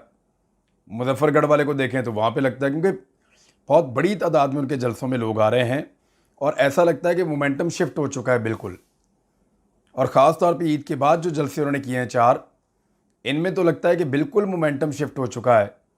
और जो एक जनूबी पंजाब का तासुर था कि वहाँ पे एस्टेब्लिशमेंट के खड़े हुए बंदे इलेक्शन जीत जाते हैं, या वहाँ पे घोड़े इलेक्शन जीत जाते हैं, या वहाँ पे PMLN जो है वो एक जमात की हैसियत से कुछ असर रखती है, वो सारा तासुर ख़त्म हो गया है। अगर आप मुल्तान को देखें तो वहाँ पे बड़ी ज़बरदस्त कैंपेन है, मोटरसाइकिलें मंगा के PMLN के दफ्तर के बाहर खड़ी की हुई हैं। और उस पर जो ट्वीट है वो मैं आपको बता देता हूँ, ट्वीट क्या कह रहा है। ये नया पाकिस्तान वालों ने किया है कि कहाँ कमीशन, सलमान नईम को हार का खौफ, सलमान नईम खुलेआम सरकारी ख़जाने से वोट को ख़रीदने की कोशिश कर रहा है। 20 वोट दो, 1 मोटरसाइकिल ले लो। एक गरीब मुल्क जिसको IMF भी कर्जा नहीं दे रहा, जिस हुकूमत के पास जहर खाने के पैसे नहीं हैं, इस हुकूमत की शाह खर्चियाँ, ये लिखा है जी नया पाकिस्तान वालों ने। अब क्लेम ये कर रहे हैं कि इसमें बाकायदा जो सलमान नईम साहब हैं वो अब वोटों को ख़रीदने की कोशिश कर रहे हैं। राणा सनाउल्लाह साहब वाली बात पे पहले आते हैं, फिर जाएंगे पाकिस्तान तहरीक इंसाफ के जलसे पे, फिर आपको बताऊंगा जरदारी साहब की दिली ख्वाहिश, MKM मामला कहाँ रह गई है और कौन सी चाल है जो इस वक्त वफाकी हुकूमत चलने जा रही है ज़िमनी इलेक्शन को जीतने के लिए। लोटों के साथ एक नया वाक़या पेश है, वो भी आपको बताएंगे। और मरियम नवाज़ ने पाकिस्तानियों के मुंह पर एक ज़ोरदार तमाचा मारा, कैसे मारा वो भी आपको इस वीलॉग में मैं बताऊंगा। सबसे पहले तो ये है कि राणा सनाउल्लाह साहब ने कहा कि एक नाम निहाद सियासी जमात है और वो पागलपन के शिकार हैं। उनके लीडर की तरफ से सियासी नफरत, बोग्ज़, फितना और फसाद पर मबनी मुहिम चलाई जा रही है। इसके पेश नज़र हिफाजती इक़दामात की खातिर तमाम पाकिस्तानियों को, ख़ास तौर पर नून लीग के लोगों से मैं मुखातिब हूँ। फिर राणा सनाउल्लाह साहब लिखते हैं कि दौरान सफ़र, बाज़ार या किसी भी जगह आपका सामना इमरान खान के बावलों से हो जाए और वो आप पर गुर्राना या काटना शुरू कर दें, तो आप, यानी उनको कुत्ता कह के मुखातिब कर रहे हैं राणा सनाउल्लाह साहब, गुर्राते और भौंकते तो या काटते तो कुत्ते ही हैं। तो उन्होंने कहा वो आप पर गुर्राना या काटना शुरू कर दें तो आप कानून को हाथ में लेने या उनसे उलझने की बजाय अपने मोबाइल फ़ोन से उनकी वीडियो बनाएं। ये एक हों या एक से ज़ायद हों, सबकी काबिल शनाख्त वीडियो बनाएं और उसे डायरेक्टर साइबर क्राइम FIA को अरसाल कर दें, व्हाट्सएप के ज़रिए भेज दें या सोशल मीडिया के ज़रिए FIA को टैग कर दें। भरपूर कार्रवाई, अंदराजे मुकदमा, गिरफ्तारी की जाएगी, हत्ता के शनाख्ती कार्ड और पासपोर्ट की ब्लॉकेज का अमल भी शुरू कर दिया जाएगा। और इसके बाद उन्होंने लिखा कि ताकि शहरियों के आईने पाकिस्तान के आर्टिकल 15 में दिए गए फ्रीडम ऑफ मूवमेंट के हक का तहफ़्फ़ुज़ यकीनी बनाया जा सके। ये राणा सनाउल्लाह साहब ने कहा है। और उन्होंने कहा अगर इसके बावजूद भी आपसे ये लोग हाथापाई पे उतर आएँ तो अपने दिफा के कानूनी हक का इस्तेमाल आप करें। राणा सनाउल्लाह साहब ने ये क्यों कहा?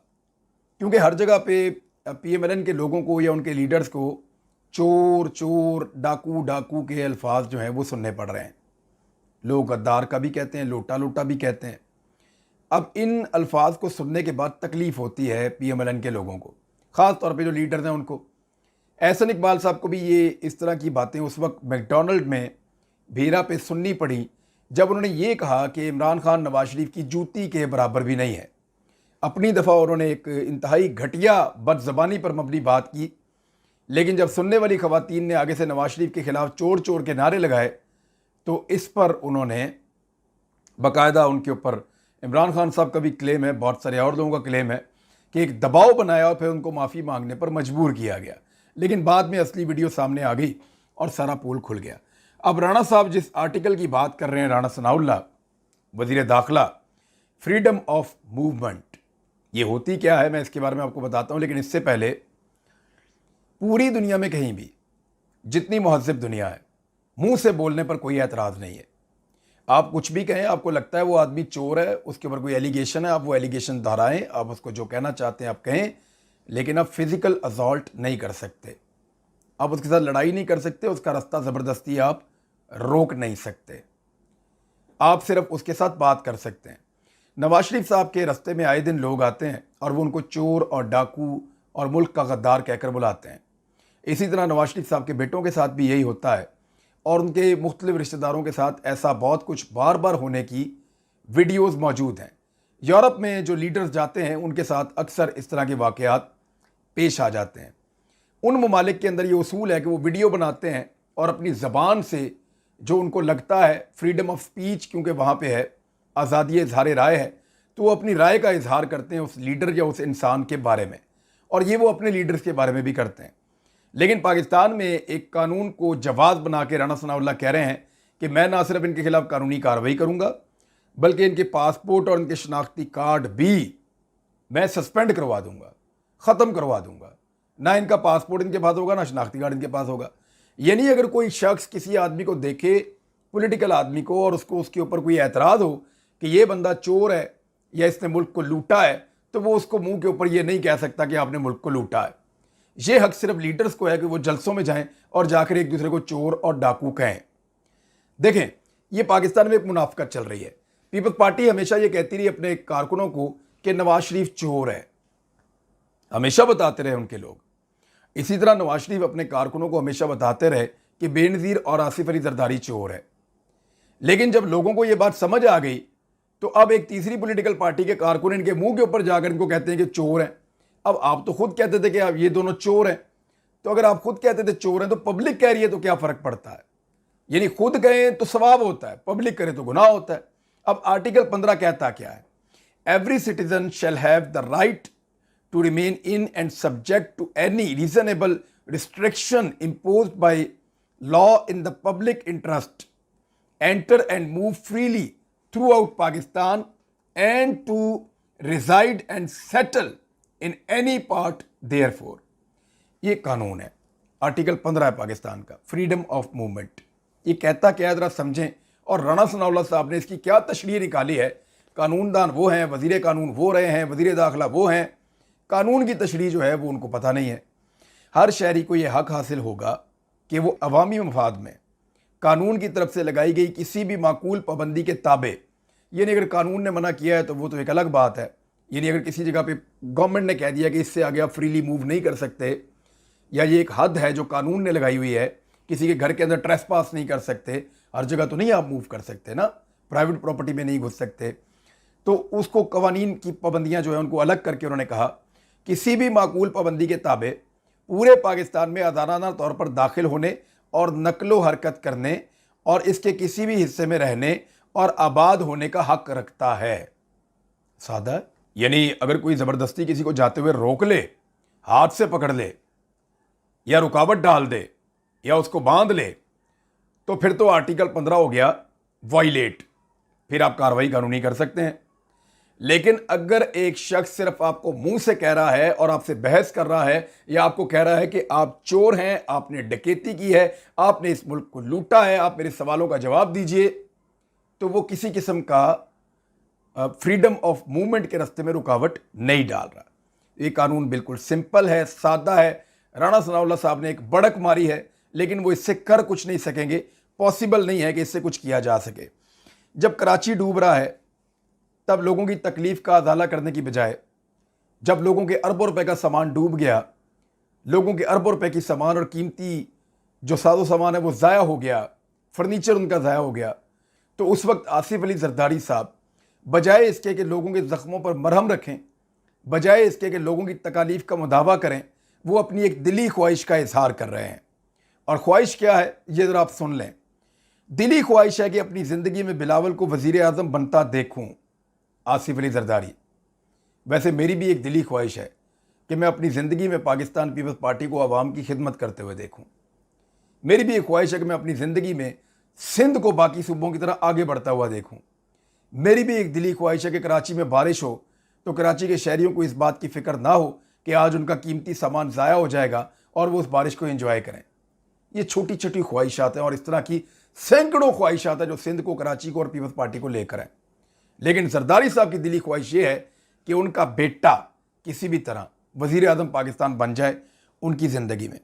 पेट्रोल की कीमत के ऊपर एक ब्लफ खेलने जा रही है ये हुकूमत।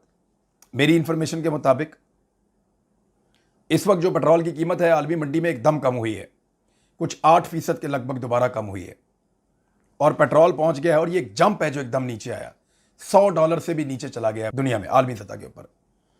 अब $100 से नीचे चले जाने का मतलब है कि काफ़ी कंट्रोल में आ गई सिचुएशन। इमरान खान साहब के दौर में ये $125 तक गया था और जब वो $125 में था तो इमरान खान साहब तब भी $150 लीटर से कम में बेच रहे थे। आज $25 से ज़्यादा पेट्रोल की कीमत कम हो गई है, लगभग 25% से ज़्यादा पेट्रोल की कीमत कम हो गई है उस दौर की निस्बत। तो PMLN ने कोई कमी नहीं की। जो PDM की हुकूमत है, ये चूंचू का मुरब्बा इंपोर्टेड सरकार का, इन्होंने अभी तक पेट्रोल की कीमत में कोई कमी नहीं की, बल्कि ₹100 लीटर पेट्रोल और ₹130 लीटर डीजल की कीमत में इजाफा कर दिया। और अब ये करने के हवाले हैं 17 जुलाई के लिए। मरीम नवाज साहिबा हर जलसे में जाके अनाउंस कर रही हैं। होगा ये कि 14 जुलाई की रात को या 15 जुलाई की रात को ये अचानक अनाउंस करेंगे कि हम पेट्रोल की कीमत और डीजल की कीमत कम कर रहे हैं। 20 से 30 रुपए पेट्रोल और 30 से 35 रुपए जो है वो डीजल की कीमत में ये कम कर देंगे। लेकिन ये कमी जो है वो चंद दिनों के लिए होगी, हो सकता है 5 दिन के लिए या हो सकता है 15 दिन के लिए। इतने दिनों के लिए ये कमी की जाएगी और उसके बाद दोबारा पेट्रोलियम लेवी और टैक्सेस के नाम के ऊपर ज़्यादा इजाफा कर दिया जाएगा, यानी 40 रुपए तक पेट्रोल की कीमत में और डीजल की कीमत में को 50 रुपए तक का इजाफा दोबारा कर दिया जाएगा। यानी जितनी कीमत कम की जाएगी उससे ज़्यादा कीमत चंद दिन के बाद बढ़ा दी जाएगी, ताकि ये जो बीच में नुकसान हुआ इसको पूरा किया जा सके।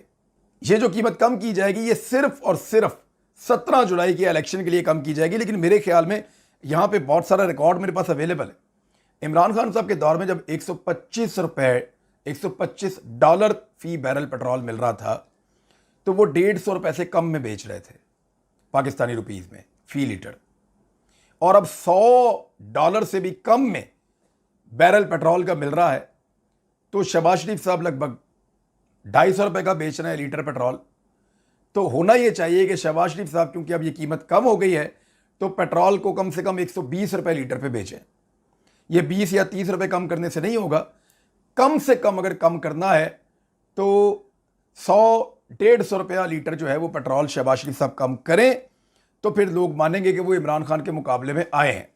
वरना वो दूर दूर तक इमरान खान के मुकाबले में नहीं है। उधर जो लोटे हैं उनकी हालत बुरी हो गई है। नज़ीर चौहान साहब अपने हल्के में जहाँ निकलते हैं लोग लोटा लोटा की आवाज़ें लगाते हैं। बाकी जो उम्मीदवार हैं उनके साथ भी यही हो रहा है। और हर जगह पे इस तरह की सूरत हाल, अब तो वीडियोज़ आना शुरू हो गई हैं सामने। इसी सिचुएशन को देखते हुए राणा सनाउल्लाह साहब ने ये एक अजीबो गरीब गुस्से वाला स्टेटमेंट दिया है।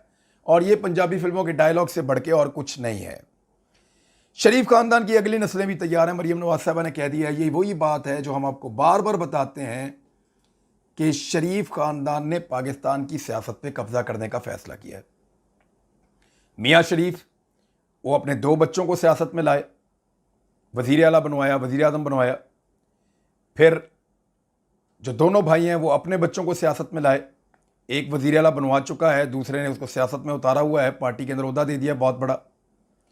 और अब वो अपने अगले बच्चों को तैयार कर रहे हैं। यानी मरियम नवाज ने जुनैद सफदर को तैयार करना शुरू कर दिया है पाकिस्तान में पॉलिटिक्स करने के लिए। यानी ये ख़ानदान ये हक लेकर पैदा होते हैं सोने के चम्मच के साथ कि ये पाकिस्तानी अवाम के ऊपर रूल करेंगे। ये PMLN में काम करने वाले कारकुनों के मुंह के ऊपर एक तमाचा है, पाकिस्तानी अवाम के मुंह के ऊपर एक तमाचा है। इसलिए कि किसी आम घर का बच्चा या बच्ची वो सियासत में जितना मर्जी जोर लगा ले, वो अवाम की खिदमत में शरीफ खानदान पे सबकत नहीं ले जा सकता।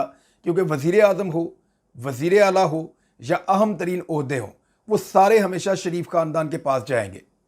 पार्टी भी उनके कंट्रोल में रहेगी और हर चीज़ उनके कंट्रोल में रहेगी। इमरान खान को उन्होंने ताना दिया कि तुम्हारा आगे कौन सी औलाद है, तुमने कैसे, तुम मर गए तो सब खत्म हो गया, हमारा तो ख़ानदान चलेगा, नस्लें चलेंगी, और हमने तो अगली नस्लें जो हैं वो अवाम की खिदमत के लिए तैयार कर रखी हैं। यानी ये मौरूसी सियासत को बाकायदा एक जस्टिफिकेशन दी जा रही है। और शर्म नहीं आती पाकिस्तान के अंदर उन सियासतदानों को जिनकी जूतियाँ घिस गई हैं काम कर करके, और वो इस मौरूसी सियासत में इनके पीछे खड़े होते हैं हाथ बांध के। पहले दादा के पीछे, फिर बाप के पीछे, फिर उसके बच्चों के पीछे, और अब अगली नस्लों के पीछे भी हाथ बांध के खड़े हैं। चौथी नस्ल के पीछे हाथ बांध के खड़े हैं। तो ये है जी सूरत हाल, और ये मरियम नवाज साहबा का अंदर का सच बाहर आ गया है। दूसरी जानिब पाकिस्तान तहरीक इंसाफ की जीत को और कामयाबी को देखते हुए पुलिस का इस्तेमाल बहुत ज़्यादा हो गया है। पुलिस को मजबूर किया जा रहा है PMLN की जानिब से कि वो छापे मारें पाकिस्तान तहरीक इंसाफ के जलसों पे। ऐसा ही एक छापा रात गए मारा गया है, जहाँ पे असद खोखर के मुकाबले में नवाज ऐवान नामी पाकिस्तान तहरीक इंसाफ का कारकुन अपनी कंपेन कर रहा था, और वहाँ पे एक शादी हाल के अंदर जलसा हो रहा था। बहुत बड़ी तादाद में वहाँ पे पुलिस वाले पहुँच गए और उन्होंने खींचातानी की, ज़ोदोकोप किया और जलसे को या जलसे के सारे माहौल को तबाह कर दिया। दूसरी जानिब असद खोखर अपनी कंपेन खुलकर चला रहे हैं। एक भी वाकया, कोई एक भी छोटा सा इंसिडेंट, कोई एक भी छोटी सी चीज़ किसी जगह पर भी नहीं हुई ऐसी जहाँ पे PMLN के कैंडिडेट को मुश्किल पेश आई हो। लेकिन पाकिस्तान तहरीक इंसाफ के कैंडिडेट्स को दीवार के साथ लगाया जा रहा है, उनके जलसे रोके जा रहे हैं, उनके इज्तिमात रोके जा रहे हैं, कॉर्नर मीटिंग रोकी जा रही हैं, लोगों को हरासा किया जा रहा है, लोगों को गिरफ्तार किया जा रहा है। तो ये सारी कार्रवाइयाँ डाली जा रही हैं पाकिस्तान तहरीक इंसाफ को हराने के लिए। लेकिन इसके बावजूद आज भी सूरत हाल PMLN के खिलाफ और PTI के बहुत ज़्यादा हक में है। और इमरान खान साहब का ये जो लैया वाला जलसा है, इसने भी एक रिकॉर्ड कायम कर दिया। इतनी बड़ी तादाद में लोग थे कि हर तरफ ऐसे सर ही सर नजर आ रहे थे। तो ये फैसला हो चुका है सिर्फ धांधली की बुनियाद पर ताकतवर लोगों को इस्तेमाल करते हुए। वो साबिक वज़ीर-ए-आज़म इमरान खान किसी मिस्टर एक्स का नाम ले रहे थे, अब मिस्टर वाई का नाम भी ले रहे हैं कि ये लोग धांधली कर रहे हैं। तो ये जो धांधली है, इसके ज़रिए से हालात बेहतर नहीं होंगे, मज़ीद ख़राब होंगे, लोग ज़्यादा गुस्सा करेंगे, लोग ज़्यादा रिएक्शन देंगे और धांधली करने वालों, करवाने वालों, सहूलतकारों को भी, तमाम लोगों को इसका नतीजा भुगतना पड़ेगा और उन सब के ऊपर कीचड़ उछले। बिस्मिल्लाहिर्रहमानिर्रहीम, अस्सलाम वालेकुम नाज़रीन, आप यूट्यूब चैनल देख रहे हैं। मैं इमरान खान हूँ। भक्कर में इमरान खान साहब ने जलसा किया है और गालिबन वो लिया में जलसा करने के लिए भी जाएंगे। जब मैं ये वीडियो रिकॉर्ड कर रहा हूँ तो भक्कर का जलसा मैं देख चुका हूँ और कमाल जलसा था। इतनी बड़ी तादाद में लोग, यानी जो ड्रोन शॉट आया उसका, उसमें तो ऐसा लगता है कि खलकत खुदा जो है वो सारी इकट्ठी होकर वहां पे आ गई और बहुत बड़ा और बहुत तगड़ा जलसा था। ऐसा दिखाई देता है कि पाकिस्तान तहरीक इंसाफ इस पूरे इलेक्शन को वन साइडेड कर चुकी है। मरीम नवाज साहिबा गलियों में, मोहल्लों में जलसे कर रही हैं और इमरान खान साहब खुले मैदानों में बहुत बड़े बड़े इलाकों में जलसे कर रहे हैं। तो इन जलसों में जमीन आसमान का फर्क है। यानी एक तरफ अवाम का जम्मे गफीर है और हमने इस तरह से अवाम को कभी निकलते हुए ज़िमनी इंतखाबात में इससे पहले नहीं देखा। ऐसा लगता है कि टर्नआउट बहुत ज्यादा बढ़ेगा। मुस्लिम लीग नून ये कोशिश करेगी कि टर्नआउट जितना कम हो उतना उनको फायदा होगा। वो कम से कम लोगों को कोशिश करेगी कि वो बाहर निकलें। लेकिन दूसरी जानिब पाकिस्तान तहरीक इंसाफ ये कोशिश करेगी कि ज्यादा से ज्यादा लोगों को बाहर निकाला जाए ताकि निकलकर वो वोट डालें। अब भक्कर के अंदर जो सियासी सूरत हाल है वो मैं आपको बता देता हूं। ये गालिबन नवानियों का इलाका है और नवानी यहाँ से इलेक्शन लड़ते रहे हमेशा से। और इस वक्त जो वहाँ पे सईद अकबर नवानी थे, वो पहले आज़ाद उम्मीदवार की हैसियत से जीते थे। वो कुछ 8 मरतबा रुकन असम्बली मुंतखब हो चुके हैं और इन्होंने बाद में पाकिस्तान तहरीक इंसाफ ज्वाइन कर ली थी। नून लीग के इरफानुल्लाह खान न्याजी जो है वो नून लीग के उम्मीदवार थे जो इंतखाब 15,000 वोटों से हार गए थे। अब तहरीक इंसाफ ने इरफानुल्लाह खान न्याजी को टिकट दे दिया है, जबकि नून लीग ने सईद अकबर नवानी को टिकट दे दिया है। सईद अकबर नवानी 1985 से सियासत में है और 8 मरतबा रुकन असम्बली रह चुके हैं। अब ये दोनों जमातों ने एक दूसरे के बंदे को टिकट दे दिया है।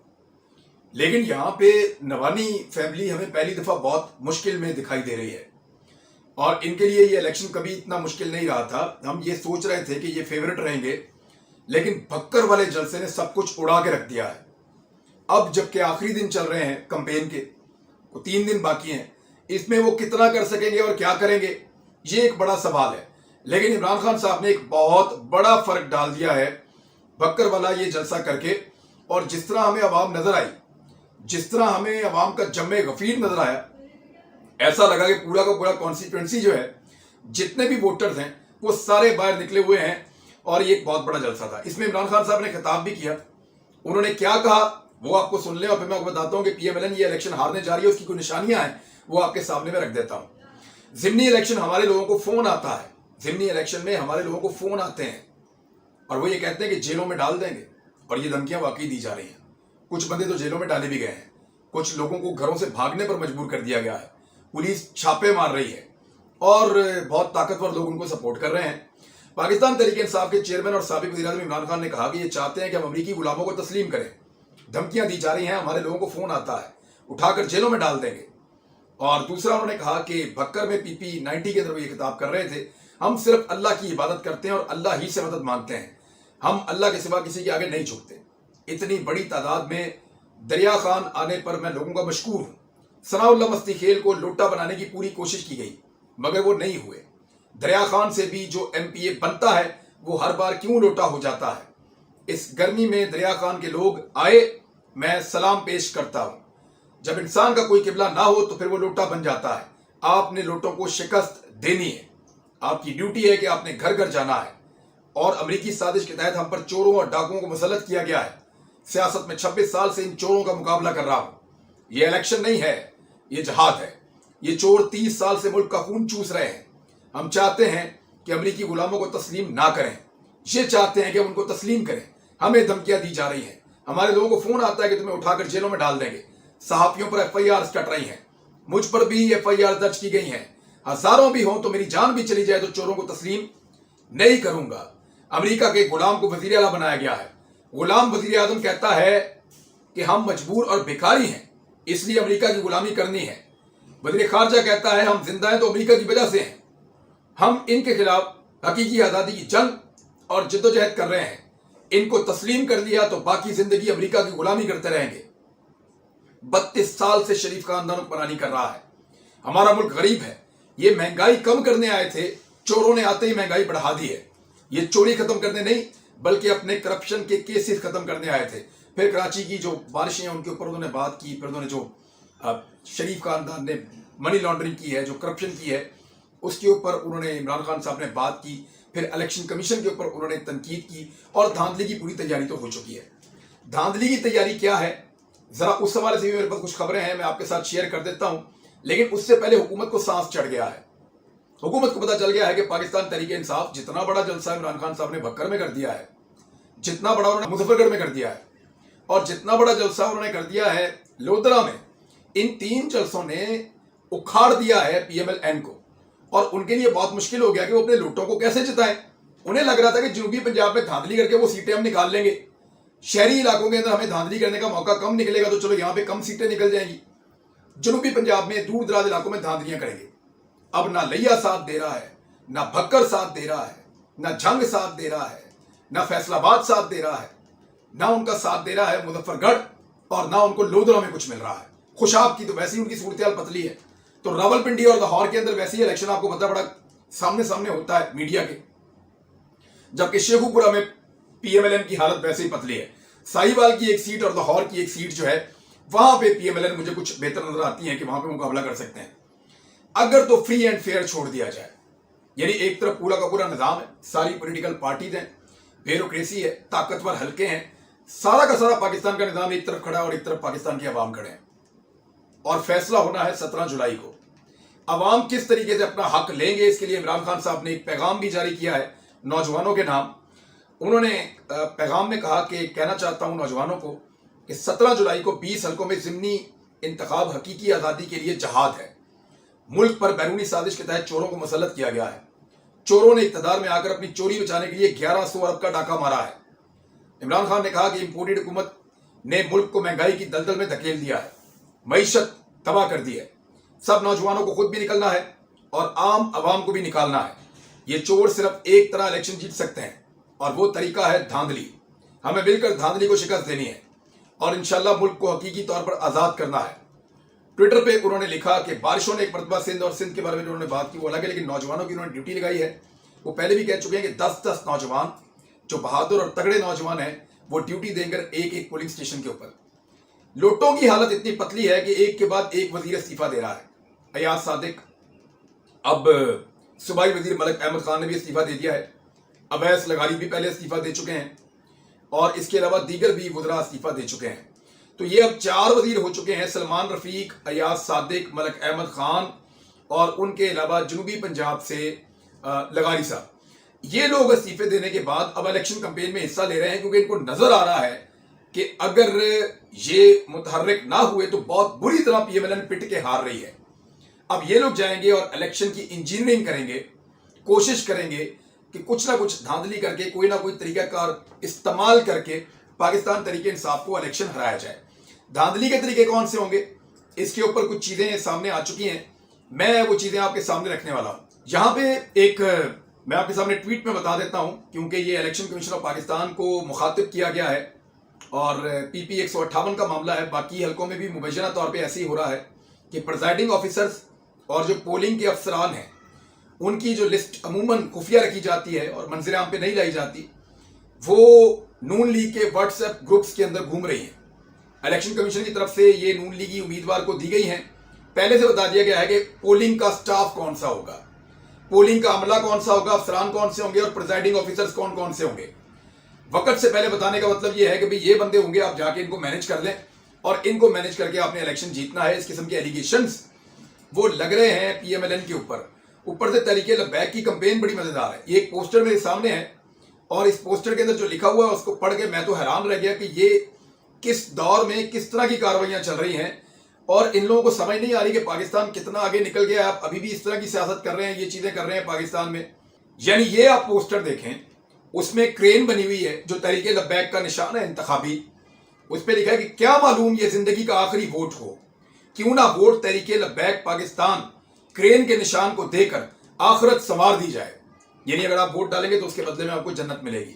ये तो बहुत सीधी सीधी रिश्वत है और इलेक्शन कमीशन ऑफ पाकिस्तान क्या इसका नोटिस ले सकता है, ये एक अलग चीज़ है। तहरीके लब्बैक एक जमात है, मैं बतौर जमात उसकी इज्जत करता हूँ। तहरीके लब्बैक को जमहूरी अंदाज में इलेक्शन लड़ने का पूरा हक है, मैं इस बात की भी इज्जत करता हूँ।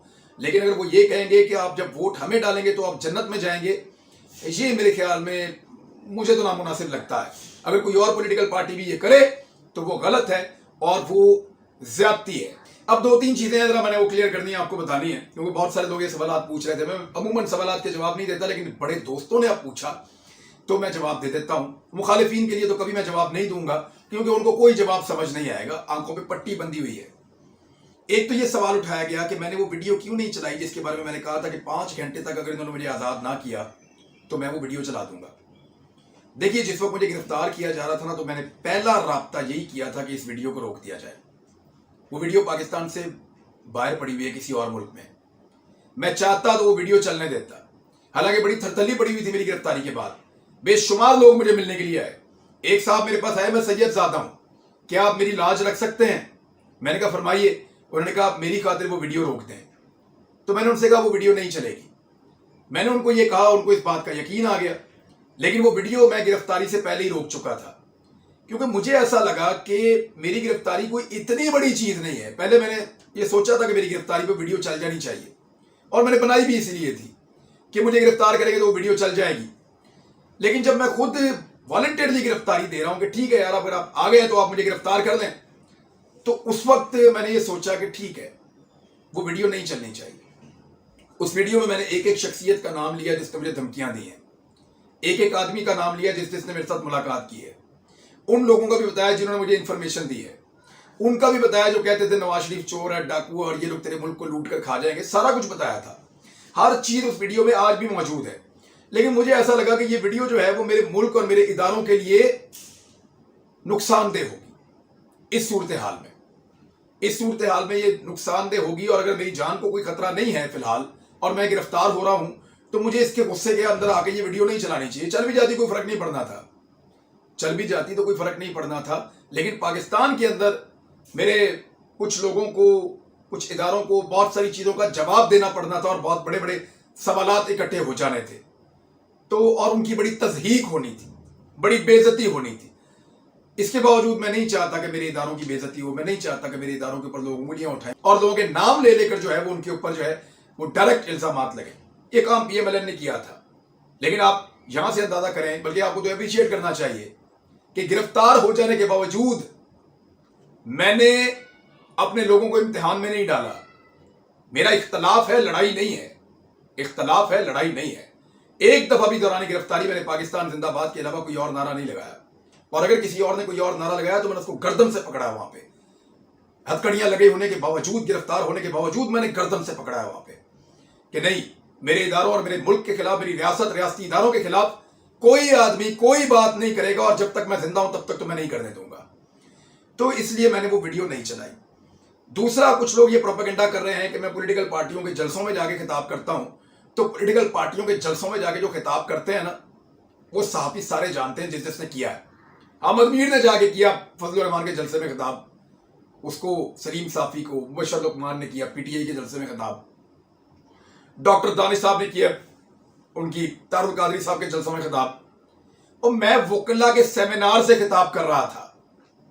वकला का सेमिनार हो, स्टूडेंट्स के सेमिनार हो, सहाफियों के सेमिनार हो, सिविल सोसाइटी का प्रोग्राम हो, मैं हाजिर हूं, हर जगह पे जाता हूं और जाके बात करूंगा बतौर सहाफी।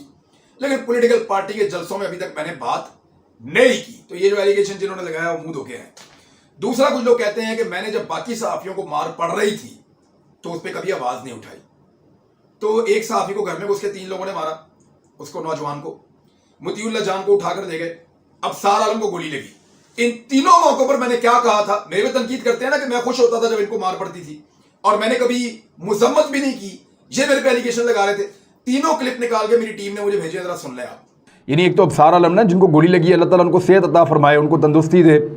बड़ा अनफॉर्चुनेट है, सहाफ़ियों के ऊपर ऐसे अटैक होना ये बड़ी ज़्यादती है और ये बड़ा जुल्म है। इसकी जितनी मजम्मत की जाए वो कम है। अहमद मीर को भी गोलियां लगी थी, और भी सहाफ़ियों के ऊपर अटैक होते हैं। तो ये नहीं होना चाहिए, जो बात है उसका ज़बान से जवाब दिया जाए और यहाँ आर्गूमेंट होना चाहिए। तशद्दुद का कोई रास्ता नहीं होना चाहिए पाकिस्तान में, और ये कोई रास्ता होता भी नहीं है, और तशद्दुद कोई ऑप्शन भी नहीं होता। हुकूमत को जो है वो कहा है कि वो इसका जवाब उनको देना पड़ेगा और बाजियाब करवाना पड़ेगा।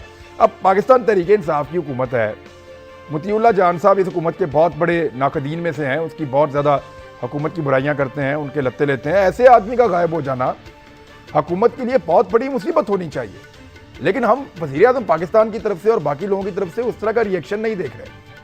और जिस तरह से उनको अगवा किया गया है उससे ये तासुर बना है कि उनको अगवा करने वाले लोग जो हैं वो सिस्टम का हिस्सा है। लेकिन एक बात बड़ी क्लियर है कि ये जो हुआ है ये ज़्यादती है, ये नहीं होना चाहिए था। पीडीएम की और पीपल्स पार्टी की क़यादत जो गई है ज़ख्मी सहाफ़ी की अयादत करने के लिए, और ये अच्छी बात है, बुरी बात नहीं है। जिसको मार पड़े उसके पास जाएं, उसको पूछें, जिसके साथ ज्यादती हो उसके साथ खड़े हों। तो उस सहाफ़ी को मार पड़ी है और गलत हुआ है, मार नहीं पड़नी चाहिए थी, मारना नहीं चाहिए था। यानी एक तो गलती और जुर्म यह है कि सहाफ़ी को 3 अफराद ने घर के अंदर घुसकर मारा, जुर्म है, गलत है, गैर कानूनी है, काबिल मुज़म्मत है। तो जनाब ये सुन लिया आपने, ये मैं कह रहा था उस वक्त। तो अब जो लोग प्रोपेगेंडा कर रहे हैं ना वो डूब के मर जाए मेरे ख्याल में। बिस्मिल्लाहिर्रहमानिर्रहीम, अस्सलाम वालेकुम नादरीन, आप यूट्यूब चैनल देख रहे हैं, मैं इमरान खान हूँ। कुछ खबरें मेरे पास बड़ी इंपॉर्टेंट है, लेकिन पहले ज़रा राना सनाउल्लाह साहब का एक स्टेटमेंट है उसके ऊपर आ जाते हैं। लिया में भी इमरान खान साहब ने बहुत बड़े जलसे से खिताब किया है। यानी अब उनके जलसों को देखें तो पता ही नहीं चलता कौन सा जलसा सबसे बड़ा है। जो जलसा उन्होंने भक्कर में किया लगता है वो सबसे बड़ा है। मुजफ्फरगढ़ वाले को देखें तो वहाँ पर लगता है, क्योंकि बहुत बड़ी तादाद में उनके जलसों में लोग आ रहे हैं और शिफ्ट हो चुका है बिल्कुल। और ख़ास तौर पे ईद के बाद जो जलसे उन्होंने किए हैं 4, इनमें तो लगता है कि बिल्कुल मोमेंटम शिफ्ट हो चुका है। और जो एक जनूबी पंजाब का तासुर था कि वहाँ पे एस्टेब्लिशमेंट के खड़े हुए बंदे इलेक्शन जीत जाते हैं, या वहाँ पे घोड़े इलेक्शन जीत जाते हैं, या वहाँ पे PMLN जो है वो एक जमात की हैसियत से कुछ असर रखती है, वो सारा तासुर ख़त्म हो गया है। अगर आप मुल्तान को देखें तो वहाँ पे बड़ी ज़बरदस्त कैंपेन है, मोटरसाइकिलें मंगा के PMLN के दफ्तर के बाहर खड़ी की हुई हैं। और उस पर जो ट्वीट है वो मैं आपको बता देता हूँ, ट्वीट क्या कह रहा है। ये नया पाकिस्तान वालों ने किया है कि कहाँ है इलेक्शन कमीशन, सलमान नईम को हार का खौफ, सलमान नईम खुलेआम सरकारी खजाने से वोट को ख़रीदने की कोशिश कर रहा है, 20 वोट दो, 1 मोटरसाइकिल ले लो। एक गरीब मुल्क जिसको IMF भी कर्जा नहीं दे रहा, जिस हुकूमत के पास जहर खाने के पैसे नहीं हैं, इस हुकूमत की शाह खर्चियाँ, ये लिखा है जी नया पाकिस्तान वालों ने। अब क्लेम ये कर रहे हैं कि इसमें बाकायदा जो सलमान नईम साहब हैं वो अब वोटों को ख़रीदने की कोशिश कर रहे हैं। राना सनाउल्लाह साहब वाली बात पे पहले आते हैं, फिर जाएंगे पाकिस्तान तहरीक इंसाफ के जलसे पे, फिर आपको बताऊंगा जरदारी साहब की दिली ख्वाहिश, MKM मामला कहाँ रह गई है और कौन सी चाल है जो इस वक्त वफाकी हुकूमत चलने जा रही है ज़िमनी इलेक्शन को जीतने के लिए। लोटों के साथ एक नया वाक़या पेश है, वो भी आपको बताएंगे। और मरियम नवाज़ ने पाकिस्तानियों के मुंह पर एक ज़ोरदार तमाचा मारा, कैसे मारा वो भी आपको इस वीलॉग में मैं बताऊंगा। सबसे पहले तो ये है कि राना सनाउल्लाह साहब ने कहा कि एक नाम नहाद सियासी जमात है और वो पागलपन के शिकार हैं। उनके लीडर की तरफ से सियासी नफरत, बुग़्ज़, फितना और फसाद पर मबनी मुहिम चलाई जा रही है। इसके पेश नज़र हिफाजती इक़दामात की खातिर तमाम पाकिस्तानियों को, ख़ास तौर पर नून लीग के लोगों से मैं मुखातिब हूँ। फिर राना सनाउल्लाह साहब लिखते हैं कि दौरान सफ़र, बाज़ार या किसी भी जगह आपका सामना इमरान खान के बावलों से हो जाए और वो आप पर गुर्राना या काटना शुरू कर दें, तो आप, यानी उनको कुत्ता कह के मुखातिब कर रहे हैं राना सनाउल्लाह साहब। गुर्राते और भौंकते तो या काटते तो कुत्ते ही हैं। तो उन्होंने कहा वो आप पर गुर्राना या काटना शुरू कर दें तो आप कानून को हाथ में लेने या उनसे उलझने की बजाय अपने मोबाइल फ़ोन से उनकी वीडियो बनाएं। ये एक हों या एक से ज़ायद हों, सबकी काबिल शनाख्त वीडियो बनाएं और उसे डायरेक्टर साइबर क्राइम FIA को अरसाल कर दें, व्हाट्सएप के ज़रिए भेज दें या सोशल मीडिया के ज़रिए FIA को टैग कर दें। भरपूर कार्रवाई, अंदराजे मुकदमा, गिरफ्तारी की जाएगी, हत्ता के शनाख्ती कार्ड और पासपोर्ट की ब्लॉकेज का अमल भी शुरू कर दिया जाएगा। और इसके बाद उन्होंने लिखा कि ताकि शहरियों के आईने पाकिस्तान के आर्टिकल 15 में दिए गए फ्रीडम ऑफ मूवमेंट के हक का तहफ़्फ़ुज़ यकीनी बनाया जा सके। ये राणा सनाउल्लाह साहब ने कहा है। और उन्होंने कहा अगर इसके बावजूद भी आपसे ये लोग हाथापाई पे उतर आए तो अपने दिफा के कानूनी हक का इस्तेमाल आप करें। राणा सनाउल्लाह साहब ने ये क्यों कहा? क्योंकि हर जगह पे PMLN के लोगों को या उनके लीडर्स को चोर चोर, डाकू डाकू के अल्फाज जो हैं वो सुनने पड़ रहे हैं। लोग गद्दार का भी कहते हैं, लोटा लोटा भी कहते हैं। अब इन अल्फाज को सुनने के बाद तकलीफ़ होती है PMLN के लोगों को, ख़ास तौर पे जो लीडर्स हैं उनको। एहसन इकबाल साहब को भी ये इस तरह की बातें उस वक्त मैकडोनल्ड में भीरा पे सुननी पड़ी जब उन्होंने ये कहा कि इमरान खान नवाज शरीफ की जूती के बराबर भी नहीं है। अपनी दफ़ा उन्होंने एक इंतहाई घटिया बदज़बानी पर मबनी बात की, लेकिन जब सुनने वाली ख़वातीन ने आगे से नवाज शरीफ के ख़िलाफ़ चोर चोर के नारे लगाए तो इस पर उन्होंने बाकायदा उनके ऊपर, इमरान खान साहब का भी क्लेम है, बहुत सारे और लोगों का क्लेम है कि एक दबाव बनाया और फिर उनको माफ़ी मांगने पर मजबूर किया गया। लेकिन बाद में असली वीडियो सामने आ गई और सारा पोल खुल गया। अब राणा साहब जिस आर्टिकल की बात कर रहे हैं, राणा सनाउल्लाह वज़ीर दाखिला, फ्रीडम ऑफ मूवमेंट, ये होती क्या है मैं इसके बारे में आपको बताता हूँ। लेकिन इससे पहले पूरी दुनिया में कहीं भी जितनी महज़्ज़ब दुनिया है, मुंह से बोलने पर कोई एतराज़ नहीं है। आप कुछ भी कहें, आपको लगता है वो आदमी चोर है, उसके ऊपर कोई एलिगेशन है, आप वो एलिगेशन दोहराएं, आप उसको जो कहना चाहते हैं आप कहें, लेकिन आप फिज़िकल असॉल्ट नहीं कर सकते, आप उसके साथ लड़ाई नहीं कर सकते, उसका रास्ता ज़बरदस्ती आप रोक नहीं सकते, आप सिर्फ उसके साथ बात कर सकते हैं। नवाज शरीफ साहब के रास्ते में आए दिन लोग आते हैं और वो उनको चोर और डाकू और मुल्क का गद्दार कहकर बुलाते हैं।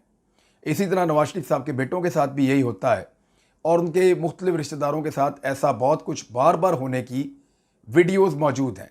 यूरोप में जो लीडर्स जाते हैं उनके साथ अक्सर इस तरह के वाक़यात पेश आ जाते हैं। उन ममालिक के अंदर ये उसूल है कि वो वीडियो बनाते हैं और अपनी ज़बान से जो उनको लगता है, फ्रीडम ऑफ स्पीच क्योंकि वहाँ पे है, आज़ादी इज़हार राय है, तो वो अपनी राय का इजहार करते हैं उस लीडर या उस इंसान के बारे में, और ये वो अपने लीडर्स के बारे में भी करते हैं। लेकिन पाकिस्तान में एक कानून को जवाज़ बना के राणा सनाउल्लाह कह रहे हैं कि मैं ना सिर्फ इनके खिलाफ़ कानूनी कार्रवाई करूँगा बल्कि इनके पासपोर्ट और इनके शनाख्ती कार्ड भी मैं सस्पेंड करवा दूँगा, ख़त्म करवा दूँगा। ना इनका पासपोर्ट इनके पास होगा, ना शनाख्ती कार्ड इनके पास होगा। यानी अगर कोई शख्स किसी आदमी को देखे, पॉलिटिकल आदमी को, और उसको उसके ऊपर कोई एतराज़ हो कि ये बंदा चोर है या इसने मुल्क को लूटा है, तो वो उसको मुंह के ऊपर ये नहीं कह सकता कि आपने मुल्क को लूटा है।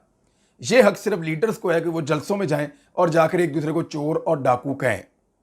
देखें, ये पाकिस्तान में एक मुनाफिकत चल रही है। पीपल्स पार्टी हमेशा ये कहती रही अपने कारकुनों को कि नवाज शरीफ चोर है, हमेशा बताते रहे उनके लोग। इसी तरह नवाज शरीफ अपने कारकुनों को हमेशा बताते रहे कि बेनज़ीर और आसिफ अली जरदारी चोर है। लेकिन जब लोगों को ये बात समझ आ गई तो अब एक तीसरी पॉलिटिकल पार्टी के कारकुन इनके मुंह के ऊपर जाकर इनको कहते हैं कि चोर हैं। अब आप तो खुद कहते थे कि आप ये दोनों चोर हैं, तो अगर आप खुद कहते थे चोर हैं तो पब्लिक कह रही है तो क्या फ़र्क पड़ता है? यानी खुद कहें तो सवाब होता है, पब्लिक करे तो गुनाह होता है।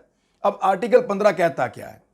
Every citizen shall have the right to remain in and subject to any reasonable restriction imposed by law in the public interest, enter and move freely throughout Pakistan and to reside and settle in any part therefore। ये कानून है, article 15 है पाकिस्तान का, freedom of movement. ये कहता क्या है ज़रा समझें। और राणा सनाउल्लाह साहब ने इसकी क्या तशरीह निकाली है। कानूनदान वो हैं, वज़ीर कानून वो रहे हैं, वज़ीर दाखिला वो हैं, कानून की तशरीह जो है वो उनको पता नहीं है। हर शहरी को ये हक हासिल होगा कि वो अवामी मफाद में कानून की तरफ से लगाई गई किसी भी माकूल पाबंदी के ताबे, यानी अगर कानून ने मना किया है तो वो तो एक अलग बात है। यानी अगर किसी जगह पे गवर्नमेंट ने कह दिया कि इससे आगे आप फ्रीली मूव नहीं कर सकते, या ये एक हद है जो कानून ने लगाई हुई है, किसी के घर के अंदर ट्रेस पास नहीं कर सकते, हर जगह तो नहीं आप मूव कर सकते ना, प्राइवेट प्रॉपर्टी में नहीं घुस सकते, तो उसको कवानीन की पाबंदियाँ जो है उनको अलग करके उन्होंने कहा किसी भी माकूल पाबंदी के ताबे पूरे पाकिस्तान में आज़ादाना तौर पर दाखिल होने और नकलो हरकत करने और इसके किसी भी हिस्से में रहने और आबाद होने का हक रखता है। सादा, यानी अगर कोई ज़बरदस्ती किसी को जाते हुए रोक ले, हाथ से पकड़ ले या रुकावट डाल दे या उसको बांध ले, तो फिर तो आर्टिकल 15 हो गया वायलेट, फिर आप कार्रवाई कानूनी कर सकते हैं। लेकिन अगर एक शख्स सिर्फ आपको मुंह से कह रहा है और आपसे बहस कर रहा है या आपको कह रहा है कि आप चोर हैं, आपने डकैती की है, आपने इस मुल्क को लूटा है, आप मेरे सवालों का जवाब दीजिए, तो वो किसी किस्म का फ्रीडम ऑफ मूवमेंट के रास्ते में रुकावट नहीं डाल रहा। ये कानून बिल्कुल सिंपल है, सादा है। राणा सनाउल्लाह साहब ने एक बड़क मारी है, लेकिन वो इससे कर कुछ नहीं सकेंगे। पॉसिबल नहीं है कि इससे कुछ किया जा सके। जब कराची डूब रहा है तब लोगों की तकलीफ का अजाला करने की बजाय, जब लोगों के अरबों रुपए का सामान डूब गया, लोगों के अरबों रुपए की सामान और कीमती जो साजो सामान है वो ज़ाया हो गया, फर्नीचर उनका ज़ाया हो गया, तो उस वक्त आसिफ अली जरदारी साहब बजाय इसके कि लोगों के ज़ख्मों पर मरहम रखें, बजाय इसके कि लोगों की तकालीफ का मुदावा करें, वो अपनी एक दिली ख्वाहिश का इजहार कर रहे हैं। और ख्वाहिश क्या है ये ज़रा आप सुन लें। दिली ख्वाहिश है कि अपनी ज़िंदगी में बिलावल को वज़ीर आज़म बनता देखूं। आसिफ अली जरदारी, वैसे मेरी भी एक दिली ख्वाहिश है कि मैं अपनी ज़िंदगी में पाकिस्तान पीपल्स पार्टी को आवाम की खिदमत करते हुए देखूं। मेरी भी एक ख्वाहिश है कि मैं अपनी ज़िंदगी में सिंध को बाकी सूबों की तरह आगे बढ़ता हुआ देखूं। मेरी भी एक दिली ख्वाहिश है कि कराची में बारिश हो तो कराची के शहरियों को इस बात की फ़िक्र ना हो कि आज उनका कीमती सामान ज़ाया हो जाएगा और वो उस बारिश को एंजॉय करें। ये छोटी छोटी ख्वाहिशात हैं और इस तरह की सैकड़ों ख्वाहिशात हैं जो सिंध को, कराची को और पीपल्स पार्टी को लेकर हैं। लेकिन जरदारी साहब की दिली ख्वाहिश ये है कि उनका बेटा किसी भी तरह वज़ीर आज़म पाकिस्तान बन जाए उनकी ज़िंदगी में। पेट्रोल की कीमत के ऊपर एक ब्लफ खेलने जा रही है ये हुकूमत। मेरी इंफॉर्मेशन के मुताबिक इस वक्त जो पेट्रोल की कीमत है आलमी मंडी में एकदम कम हुई है, कुछ 8% के लगभग दोबारा कम हुई है और पेट्रोल पहुंच गया है। और ये एक जंप है जो एकदम नीचे आया, $100 से भी नीचे चला गया दुनिया में आलमी सतह के ऊपर। अब $100 से नीचे चले जाने का मतलब है कि काफ़ी कंट्रोल में आ गई सिचुएशन। इमरान खान साहब के दौर में ये $125 तक गया था और जब वो $125 में था तो इमरान खान साहब तब भी $150 लीटर से कम में बेच रहे थे। आज $25 से ज़्यादा पेट्रोल की कीमत कम हो गई है, लगभग 25% से ज़्यादा पेट्रोल की कीमत कम हो गई है उस दौर की निस्बत। तो PMLN ने कोई कमी नहीं की। जो PDM की हुकूमत है, ये चूंचू का मुरब्बा इंपोर्टेड सरकार का, इन्होंने अभी तक पेट्रोल की कीमत में कोई कमी नहीं की, बल्कि $100 लीटर पेट्रोल और $130 लीटर डीजल की कीमत में इजाफा कर दिया। और अब ये करने के हवाले हैं 17 जुलाई के लिए। मरीम नवाज साहबा हर जलसे में जाके अनाउंस कर रही हैं। होगा ये कि 14 जुलाई की रात को या 15 जुलाई की रात को ये अचानक अनाउंस करेंगे कि हम पेट्रोल की कीमत और डीजल की कीमत कम कर रहे हैं। 20 से 30 रुपए पेट्रोल और 30 से 35 रुपए जो है वो डीजल की कीमत में ये कम कर देंगे। लेकिन ये कमी जो है वो चंद दिनों के लिए होगी, हो सकता है 5 दिन के लिए या हो सकता है 15 दिन के लिए। इतने दिनों के लिए ये कमी की जाएगी और उसके बाद दोबारा पेट्रोलियम लेवी और टैक्सेस के नाम के ऊपर ज़्यादा इजाफा कर दिया जाएगा, यानी 40 रुपए तक पेट्रोल की कीमत में और डीजल की कीमत में को 50 रुपए तक का इजाफा दोबारा कर दिया जाएगा। यानी जितनी कीमत कम की जाएगी उससे ज़्यादा कीमत चंद दिन के बाद बढ़ा दी जाएगी ताकि ये जो बीच में नुकसान हुआ इसको पूरा किया जा सके। ये जो कीमत कम की जाएगी ये सिर्फ और सिर्फ 17 जुलाई के इलेक्शन के लिए कम की जाएगी। लेकिन मेरे ख्याल में यहाँ पे बहुत सारा रिकॉर्ड मेरे पास अवेलेबल है। इमरान खान साहब के दौर में जब $125 फी बैरल पेट्रोल मिल रहा था तो वो $150 से कम में बेच रहे थे पाकिस्तानी रुपीज़ में फी लीटर। और अब $100 से भी कम में बैरल पेट्रोल का मिल रहा है तो शहबाज शरीफ साहब लगभग $250 का बेच रहे हैं लीटर पेट्रोल। तो होना ये चाहिए कि शहबाज शरीफ साहब, क्योंकि अब ये कीमत कम हो गई है, तो पेट्रोल को कम से कम $120 लीटर पे बेचें। ये 20 या 30 रुपए कम करने से नहीं होगा, कम से कम अगर कम करना है तो 100-150 रुपया लीटर जो है वो पेट्रोल शहबाज शरीफ साहब कम करें